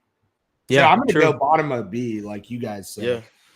It's kind of weird to put him over AD at anything, even with AD's inconsistency. And casuals will look at this list.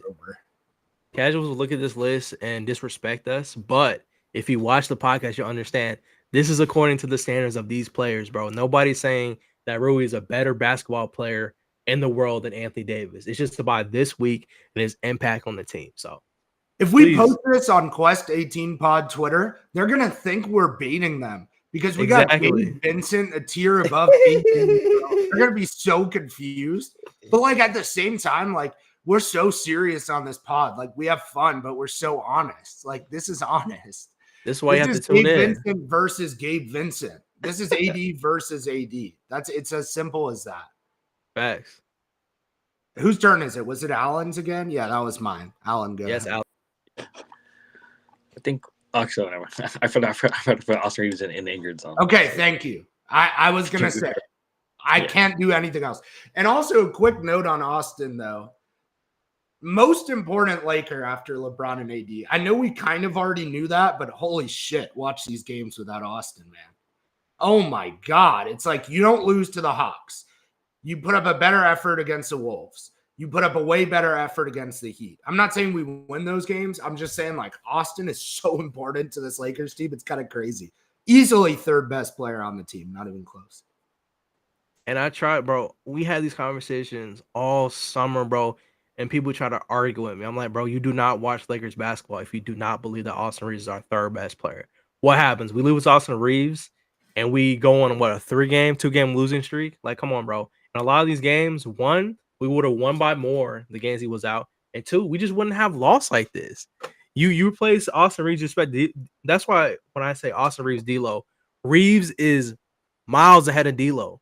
Like, I don't know why people didn't understand that. People try to say, oh, D-Lo's a better playmaker. Not really, bro. Reeves does a good job of playing with LeBron and AD. He knows where to get him the ball. It's about the placement too. Like he'll give AD the ball, okay, throw it up high. He'll get him to a spot. Like yes, D'Lo does it sometimes. Like he does good with Jackson Hayes, whatever. But when it comes to playing with LeBron and AD, they just know how to play off each other a lot better. So shout out to all the casuals out there who thought Reeves wasn't one of the biggest parts of this team. Oh my God, that D'Lo over Reeves crowd this season is actually like so far in the mud because last season D'Lo had stretches where he actually had an argument offensively, like he was so good some games, but like this season, oh my God, it's exactly what we said all summer. Like Reeves third option, not even close. I would say if you're a championship team, I could argue that Reeves should be your fourth option. But then again, he's the third option on a team that went to the Western Conference Finals. So he's close to being kind of a really good third option. And I could argue also that he's an underrated defender because now I'm starting to see we have even more defensive issues without Reeves because Reeves not the best defender, but he's so much better than Connect and D'Lo and like guys like Rui and stuff, that like Reeves on the perimeter, you feel a lot more comfortable on like good guards than some of these guys. I thought Reeves actually had okay stretches against Steph Curry in the past. As crazy as that sounds, like he had games against the Warriors where he chased Steph around like very well. So just like energy and effort and all that do matter. But Alan, you do still have to pick because there's no way that can count. Yeah, I'll go Christian Coloco. I'll put simply at D. Oh, yeah, simply at D. He's hasn't been impactful, but the thing is, you can't play him on the court for long stretches. Like you can only play him for the stretches in which Anthony Davis needs rest. So you got to put my D. I still like him as a signing, but he's a true two-way, if that makes sense. Like he was not this guy who's going to come in and save like our center rotation clearly, but like in the G League last night, he had his best game. I don't know how many people are tapped into that. I know we know Bronny had his best game. Coloco had his best game. He's a shot blocker, dude. He had like 5 or 6 blocks last night in the G League. If he could put some stuff together and get reused to basketball, he has a chance to be a backup center in the NBA. But he's also a D on the actual Lakers roster. I don't think there's any argument there. Go ahead, Earl. Yeah, I agree with you guys, and I guess I'll go ahead to my next one. Is it my turn or your turn? My turn, right? No, it's yours. It's yours. All right. I'm going to go with Dalton Connect. And I have to use the same logic I used with Anthony Davis, but this time I might actually have to go top of D. I know a lot of people won't like this. He's a rookie. Why are you so harsh? But looking at what he's been putting up, Timberwolves game, he has 6 points, 0 for 5 from 3. Dalton Connect is our 3-point spark. He's our shooter. Like, if he's not hitting, that's a major loss to this team. Versus the Heat, Dalton Connect, he had 2 points. 2 points. And then versus the Hawks was his best game, which was 14. And even if you average all that up, it's still kind of a failure of a game. Low key. Like, he played good. I agree for this game, yes, but averaging out for the week, I just think he could have played a lot better. Now, he could go out there tonight and drop 40 and boost his average up to a C. Cool. But right now, I think to Dalton Connect standards, defense has been really bad. And I think the problem with Dalton Connect, I think he has to get stronger a little bit. Like, it's like he's not even fighting over some of these screens. Like, I know a lot of it has to do with him not being a good defender. We know that baseline, but there are little things you can do to put yourself in a better position on the court. So I think personally, man, I'm being a little bit harsh. D, or maybe worst case scenario, the last person in C.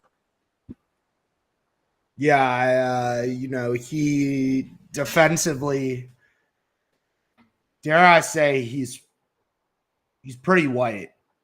I don't want to make it like that, but I'm noticing a pattern with Austin Reeves, Connect, a JJ Redick type defender. Pretty white, bro. I don't know. I'm just saying, like, you're a 3-point shooter. You can play defense. Interesting pattern that emerges.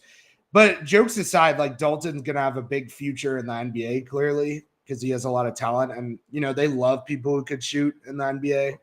We all know about this day and age, NBA hoops. So, like, he does need a summer or two. Like Mal said, he needs to get smarter. I don't know if he needs to get stronger. I mean, he could definitely use it. Don't get me wrong. Like, you're right, it would help. But I think more than that, he needs to, like, get smarter and understand NBA defense. I would guess that he didn't understand how to play defense just coming out of college. And the summer wasn't enough time to get him ready for NBA defense, in my opinion. But also, like, Earl's right with top of D, because even though he's a rookie and it sounds harsh, like, I still have him over Coloco. But I'll tell you, like, Max Christie and Cam Reddish had a way better week for us than Dalton. Yep. So I feel like, and also just like, we don't mind putting Dalton in B. If he drops 20 points in these 3 games, like he could, like, we'll put him in B or whatever, even with bad defense. But, like, top of D for me. Agreed with Earl. Yeah. It's just like one of those things. Like, we have to hold them to their own personal standard. Like, we've seen him not be such a liability and drop 30, 25, hit like 5 or 6 threes. So if he's scoring 2 points in a week, it's a discredit to their own ability. So I'm cool with D. Okay, I'm sorry for taking LeBron, but I don't know D'Lo's stats. I'll be honest. Maybe I'm a casual D'Lo fan. Dude, I don't know what D'Lo did this week. I'm not saying he was bad. I don't think he was. He's been like okay, but maybe he was bad. I don't even know. I'm taking LeBron.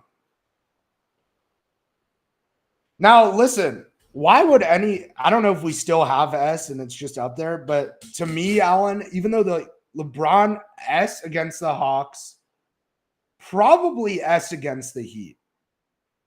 But like general, like where he's at right now, A. And I feel like that's nice. I don't think he's S right now. I think A is nice for LeBron. Like, obviously had 2 really good games this week, and I always respect my GOAT. But yeah, you could argue B. And honestly, if you guys told me B, like I would go to the top of B. But if any Lakers in A this week, it's LeBron to me. So whatever you guys think. Yeah. I'm going A as well, just because one, that Heat game, he's pretty much the only person who tried and gave an effort. I mean, a game where Anthony Davis scores 8 points. I want LeBron 2 categories above that inconsistency he put up this week. He had 29, 5, and 8 versus the Heat, and I think he shot he shot 1 for 4 from 3, so he wasn't really warmed up. But yeah, and then he goes back off of that and drops 38-point triple-double, basically almost a 40-point triple-double. So I'll put those 2 back to back. Great performances above that. I mean, Timberwolves, it was horrible, 10, but I think it averages out to LeBron kind of being back to consistency. To me is like at least 2+ games in a row where he's playing decent and he's kind of getting back into that flow. So I'll go A. Yeah, I'm also leaning to guys. Storm had him A minus. Like I said, there's a value argument for B to like B plus. I think that, like I said, I kind of sort of had to ask because like that game versus the Hawks was really good. Like I said, he got, was it 39 points? He got 39 points. He got a triple double, 10 rebounds, 11 assists, 3 blocks. One of those was a key block. 2 steals, only 3 fouls, 4 turnovers, which is arguably good. 6-11 from 3, 14 from 25 in a field goal. So very good game. I agree with Earl in the chat though.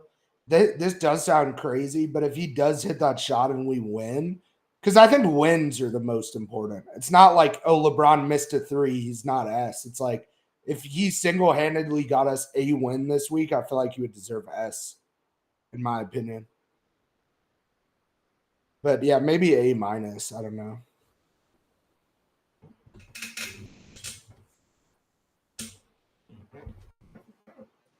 I think it's me. Let's go with D'Angelo Russell. I'll pull up his stats right here. Versus Minnesota, he got 20, 3, and 5. Versus the Heat, got 12, 1, and 4. And then versus the Hawks, he only got 8, 3, and 3. And 2 of those 8 points were from 2 3-pointers. So he got 6 from threes, and then we got 1 layup. You can kindly say. I'll lean towards middle of C. Maybe. I don't know. I would slightly disagree because I do kind of feel like if it's late game, I'd rather have Reddish. But also, like, Alan, to me, don't you kind of think it's interesting that stats-wise he's like better and more impactful against the Timberwolves and Heat when the games are like lost causes? And then when we've had close games this year or wins, he's kind of been non-existent. Like the plus minus is very strange for sure because like he is the best on the team, but I haven't seen that with my own eyes translate to wins. So I don't know. I'd rather have Reddish and Christie like are doing better compared to themselves. Plus, we had D'Lo and like Gabe Vincent type tiers the last few weeks, I think. So I don't think we can jump that much. But I mean, we're both playing C. So Earl, it depends where you think in C. I'm putting him in terrible. No, I'm just playing. Let me chill. Nah, yeah, I'm thinking it's the bottom of C. I mean, C for could have been better. Could have been mean, records. Yeah, could have been records, should have been records.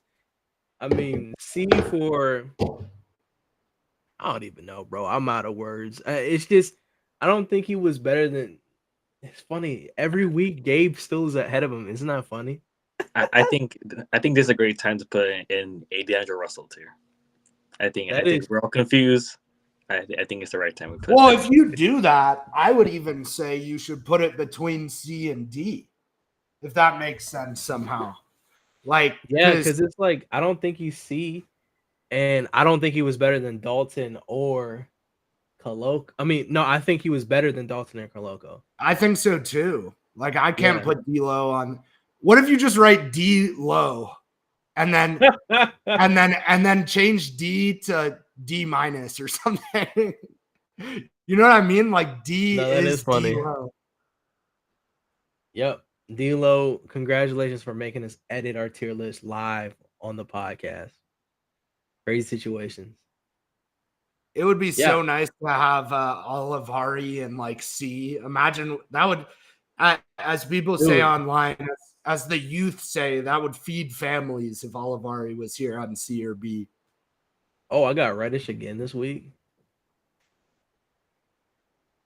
Yeah, Reddit. Oh, you mean Reddit? Oh. I meant Reddick. Why I said Reddish? My fault. My bad. Yeah, JJ. It's gonna be consistent for me for JJ. I'm gonna keep him around C until December 15th, and we make some type of changes, and I can see what he does with a defense. But once again, I think offense looked good. I mean, we were scoring, we were getting good scoring opportunities. Rui was hot, he was getting good looks. Braun was getting things going. AD, when you say, hey, get the ball to AD in the post, he was getting easy dunks down low. So plays look good. A little bit of out of character threes from AD. I feel like I like it when AD shoots threes like when it's a set design play. I don't like when he just randomly pulls up late into clocks. Like that doesn't make any sense. I agree. But yeah, I think I'm gonna keep JJ around C until he gets some type of changes because defense is just not. I can't grade 100% defense on JJ when we have no defenders on this team. Besides really, I'll say elite defenders, my bad. I mean, Max Christie and Reddish, they're good on-ball defenders at times, but yeah, I just well, see. Technically we have 3 defenders or 4 who are healthy because Gabe technically is a defender and then AD true. Added to the 2. But you're right also because like why is that our defense? Why is Gabe Vincent our defender? Why is Cam Reddish our defender? You're probably not a good NBA team if those are your defenders. But I would say C, like Earl said. Now, I don't know where. I mean, honestly, Redick is better than Christie to me. Yeah. But he's not better than AD. Yeah, Mal, we could definitely do that in a second. Also, one more topic. Oh, sorry, Alan, do you agree with that? Or where would you put Reddick? Because then we have one more topic plus Malson. Yeah, definitely. I think in the middle. Yeah, okay. Give go to your topic and also Mal's thing. Well, my quick topic, just real quick, was I just said could have been records, and I realized something. Like, I was on Drewski's Twitter yesterday. That dude reposted Lakers post saying they lost to the Hawks, and I was so confused. I was like, wait, why is Drewski talking hoops on here? But I realized like maybe he's a Hawks fan. Do you know? He was at the game. Oh, yeah, he was at the game. I seen him on because he lives in Atlanta, right? Yeah, he lives in Atlanta. Okay, but he was at the game, so it kind of makes sense. And also, like, I know there were debates online. I saw people saying like a few weeks ago maybe that Drewski isn't funny. Like, fuck you, Loki, because like I don't know that dude. I think he's one of the funniest dudes of our generation, in my opinion. Respectfully. I could see why people get annoyed by the skits or whatever, but like, dude, Drewski's awesome. He pulls off all these different situations. Like, as a comedy fan, just since we're on the podcast, giving our honest truth about life, like, respect Drewski, in my opinion. Hey, I respect it. I will say, okay, if we're ranking guards, this is my list because I already kind of have it in my head. Also, are we counting Cam Reddish as a guard defensively or a forward? Guard, right? Or forward? It's up to you guys. I kind of want to count him as a guard because if we guys, yeah, because Cam Reddish guards. I agree. I Okay, think okay, bet. offensively he's I a would say guard forward. as well. Yeah. Okay, so this is mine. I'll, it's gonna be like guys here, and then I'm just gonna go to the floor. So my A tier, I guess we'll do A tier. Or are we doing S? Just don't do S or A. I mean, only person I would damn near say there's about a B tier, C, and D of Lakers guard defenders. I'll put everybody. I'll put AD at it. Oh, we're talking about guards. Yeah, there is no S tier. I'm tripping. Yeah. Okay, I'm tripping. Yeah, we're tripping. Yeah. Okay. Yeah. No AD. No AD. I'm just gonna say it. Oh wait. Mal's saying to just say it though, Alan. Yeah, that's what I'm gonna say. I'm just saying. Okay. For sure. A tier. Actually, there's no A tier. B tier. Reddish and Christie. I think they're both evenly have their moments. I mean, we seen Christie jump up, block somebody off the backboard. Last game I seen Reddish just straight up, I almost said something crazy. Straight up grab the shot out the air. So I put those dudes at B tier, straight up. Gabe Vincent, I'll put at C only because his logic off screens is just horrible to watch. Yeah, he has his moments where he frustrates guards, but that's not very often, if I'm being completely respectful. After that, Dalton Connect. No, Reeves. Are we counting him as a guard? Oh, Reeves. Okay. Reeves. I have him C with Vincent. I have him C with Gabe because the reason is Reeves actually tries. Like he's a guy who's gonna go out there and try every play. He might get dropped off. He might get scored on 9 times out of 10, but he's gonna stay in the play. Yeah, he's an effort defender. And I know effort doesn't mean a lot to some people, but it means a lot to me, especially when our team defense is horrible. At least you're out there trying. And then D'Lo is tierless in a bad way. So yeah, that's what I got. Well, I have the same list as you. I think no S, no A. B, you got the 2. C, I think Austin and Gabe. D, in my opinion, D'Lo at the top of D, lower than D'Lo, Dalton Connect, and then that would wrap it up for me. I'm giving Dalton. Yeah, he might be D'Lo because I put Dalton. D'Lo gave. I watched D'Lo give up in games on plays, and he got benched for it. Like I watched D'Lo let people pass him by, look at them. Like D'Lo, the difference between effort and just not trying. That's why I grade effort too. Like I watched D'Lo just completely give up on plays because he didn't feel like playing. So I got D'Lo at an F. But I could see that. I think for me, the only difference I would have with you is like I have seen D'Lo have a few games where he's engaged a little bit defensively. True. Like puts a hand up, and also D'Lo's had games where he has like 3 or 4 steals, and Dalton can't get 3 steals in the NBA. I know that's not all of defense, but Dalton can't. And I mean, dare I say, D'Lo has more blocks than Dalton. I think he does. So, like, I don't know. I think Dalton might be so bad, like low IQ right now, that he's on his own tier at the bottom. But D'Lo also has had stretches where he just didn't play at all, and I'm sure Dalton's like trying, if that makes sense. So I don't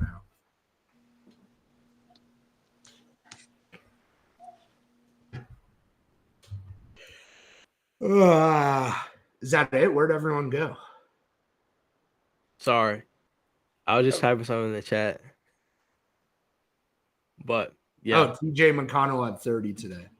30 points, 6 assists, 2 blocks, 2 steals. Jesus. What do you mean? And what is D'Lo doing? Yeah. Come on, bro. Hold on. That would have been D'Lo's best game of his career. I'm saying, bro. Nah. For sure this season, though. As a Laker. Well, maybe as a Laker. I don't remember his career as a Laker, but yeah. It's 44 against the Bucks, I think. But like Yeah, this no way as Laker. season, But in recency season. bias, like it's definitely Because like, can D'Lo get 2 blocks and 2 steals in the same game? I don't know. I think he has this year. Really? Oh Or god, close to it. I'm a crazy. No, or close to it. Because remember he had that crazy stat line game. Was it I'll have to look Spurs? back on it. It might have been. I don't Spurs, he remember. had some steals. I don't It know. was a weird one. And he had like rebounds too. I'd rather have TJ McConnell on my team. Yeah, at least he'll try every play. Try every play on offense. And Every defense. single play. Nah, but I think that wraps up our tier list, and I think Alan will give us our hot take section. Yeah. Yeah, let's close with our hot take segment for this week. As mentioned, we have a game for the Lakers that will be on this channel / playback on the playoff LAL. Lakers versus Trailblazers. You'll see most of us there. If you are ready, always like, subscribe, join this playback, share this playback with your friends and family who are both Laker fans or just NBA fans in general. And yeah, at least for you guys, what is your hot takes for this week? Well, I have one more topic now. I just realized again. Sorry to do that. But we're dropping a new collaboration on this channel with our most loyal chat member on this podcast, as you guys can see. Mal is getting his own show, Breaking News, per Jake, formerly known as SM blank, whatever. We'll keep that out. Breaking News, Mind of Braun. Own show coming to playback. Tentatively called, Mal. Can I announce what it's called? You got to give me a verbal yes in the chat to announce. All right, bet. Malpractice with Mal. Super okay. sick. We got the graphics. He's going to be doing NBA games. He's going to be talking ball. We're letting him get free reigns of this room. So, yeah, shout out Mal. We got to an agreement today. And we got more things on the way because on this channel that you see, Playoff LAL, we're in exploratory conversations with a fantastic Orlando Magic creator who I'm talking to in 1 hour on the phone with my good friend Caden to start a playoff ORL room, which is now active. If you guys want to join it on your personal, playoff ORL Orlando Magic room is coming to Playoff Sports Network, which will be the parent company. So shout out Mal. I won't announce the other creator. We'll let her do her thing. We'll talk about it later. That was through Mal too. Mal helped me get in touch with her. So yeah, shout out everyone, but we're growing a lot on here. We're going to have multiple rooms. And at one point very soon, you guys will be happy to see that playback on this app. We're going to have different channels for different teams. And we're exploring other teams like playoff, Brooklyn Nets channel will be coming soon where Nets games will be streamed. So it's going to be a whole big thing on here. Shout out Playback for all the help and support. Shout out Brandon at Playback, GOAT. And shout out to my team over here because it all starts with our Lakers streams with Mal, Mark, and Caden. Oh, I'm out. Wait, am I still here? With your voice, yes. Your video is sort of like delayed, but yeah. Oh. Now you're just gone. I'm sorry. Black SUVs. SUVs, man, SUVs.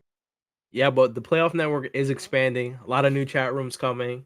We have some special stuff in store for everybody out there. So, playoff Orlando coming, playoff Brooklyn coming. A lot more collaborations, and if you guys haven't already, make sure you join the room. We will be live for tonight's game versus the Trailblazers. It's going to be a good one. All of our games are fun. Win, lose, or draw. It's a lot of energy in these chats.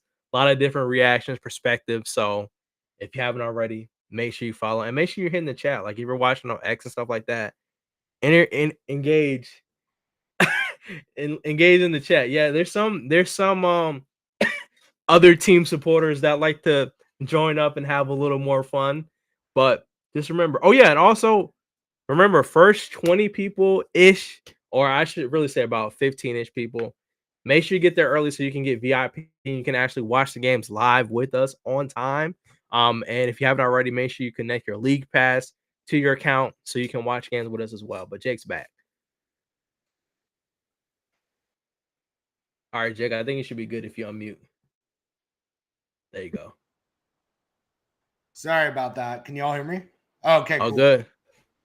Yeah, dude. I guess they don't want me in here. All I was trying to do was make an announcement. But yeah, shout out you guys. We started with Quest for 18, became a big thing, and it's going to become a lot bigger thing. So shout out to the team over here at, let's call it Playoff Sports Network. That's all of us.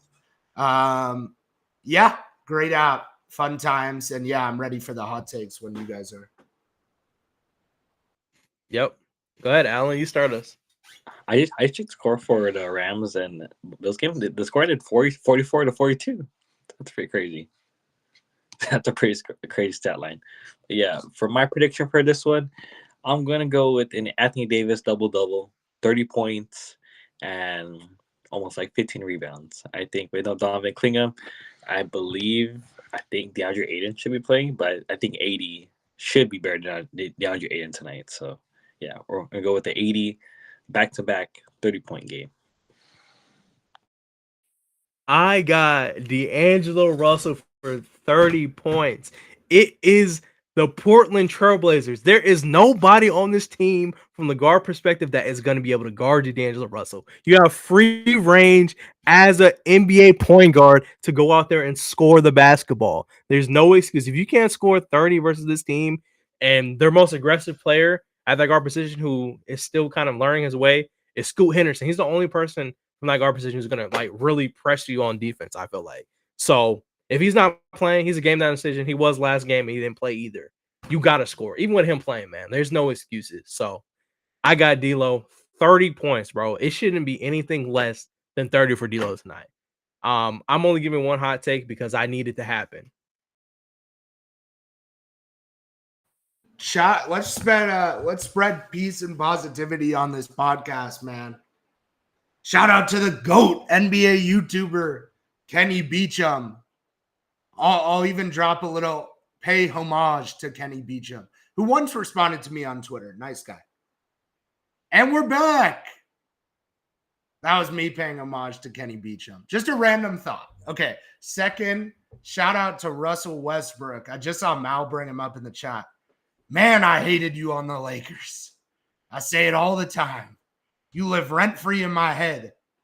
But boy, you was explosive at OKC. We were having some good times.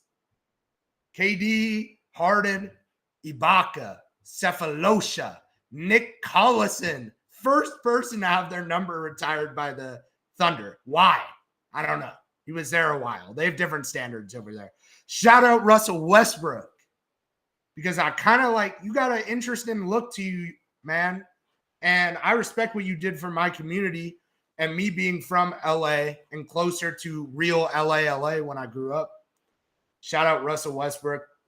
You put us on the map just like Kendrick Duckworth did for us. So shout out Russ. Anyway, I forgot about the hot takes then.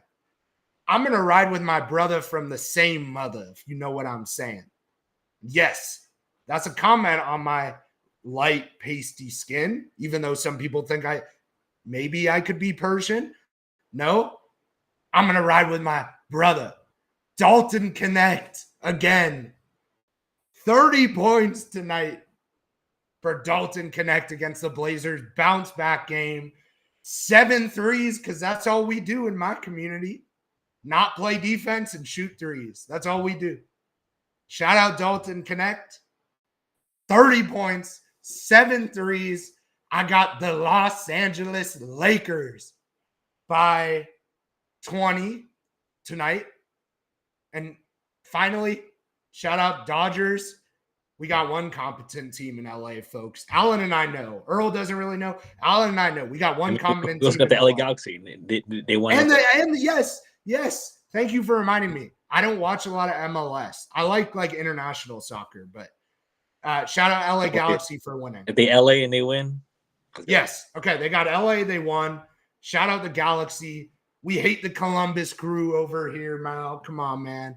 That's my ops, the Columbus Crew. Now I'm playing. I don't know anything about them. But finally, Michigan, as Mal knows, back on top. Bryce Underwood. I'm sure the receivers will transfer over there. Michigan won last year, off year this year. And and we're going to be back. But and yes, thank you, Mal. You reminded me, because the last shout out will be Michigan basketball, where a Yale transfer who's also very white named Danny Wolf and a 7'2" center. What's that guy's name? Vlad Golden. Vlad Golden. Their nickname's Area 51, like Mal said, because of their numbers. Anyway, shout out Michigan basketball. They're about like 8-1 or 8-2. They won like the last 6. Big win against Iowa. I'm always going to be a fan of Michigan basketball, but my first love to wrap up the podcast, I know we got a little off topic.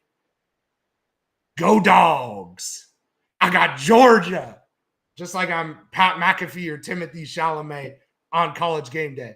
I went to Michigan, but I got Georgia. The Dogs winning the college football new format 12-team playoff. So shout out Dogs. And of course, shout out Lakers, because we're going to get back on track. When that Valanciunas trade hits y'all in the noggin, run back to me and check in with me, bro, because I put y'all on. I know everyone on Twitter basically put us on to Valanciunas. That's all they talk about over there. But I put us on. Valanciunas to the Lakers, like I said. Be there or be square. Lakers in 4. And we coming for that play-in again. That's all I got. I see the vision. I really do. I shouted out every sport by accident.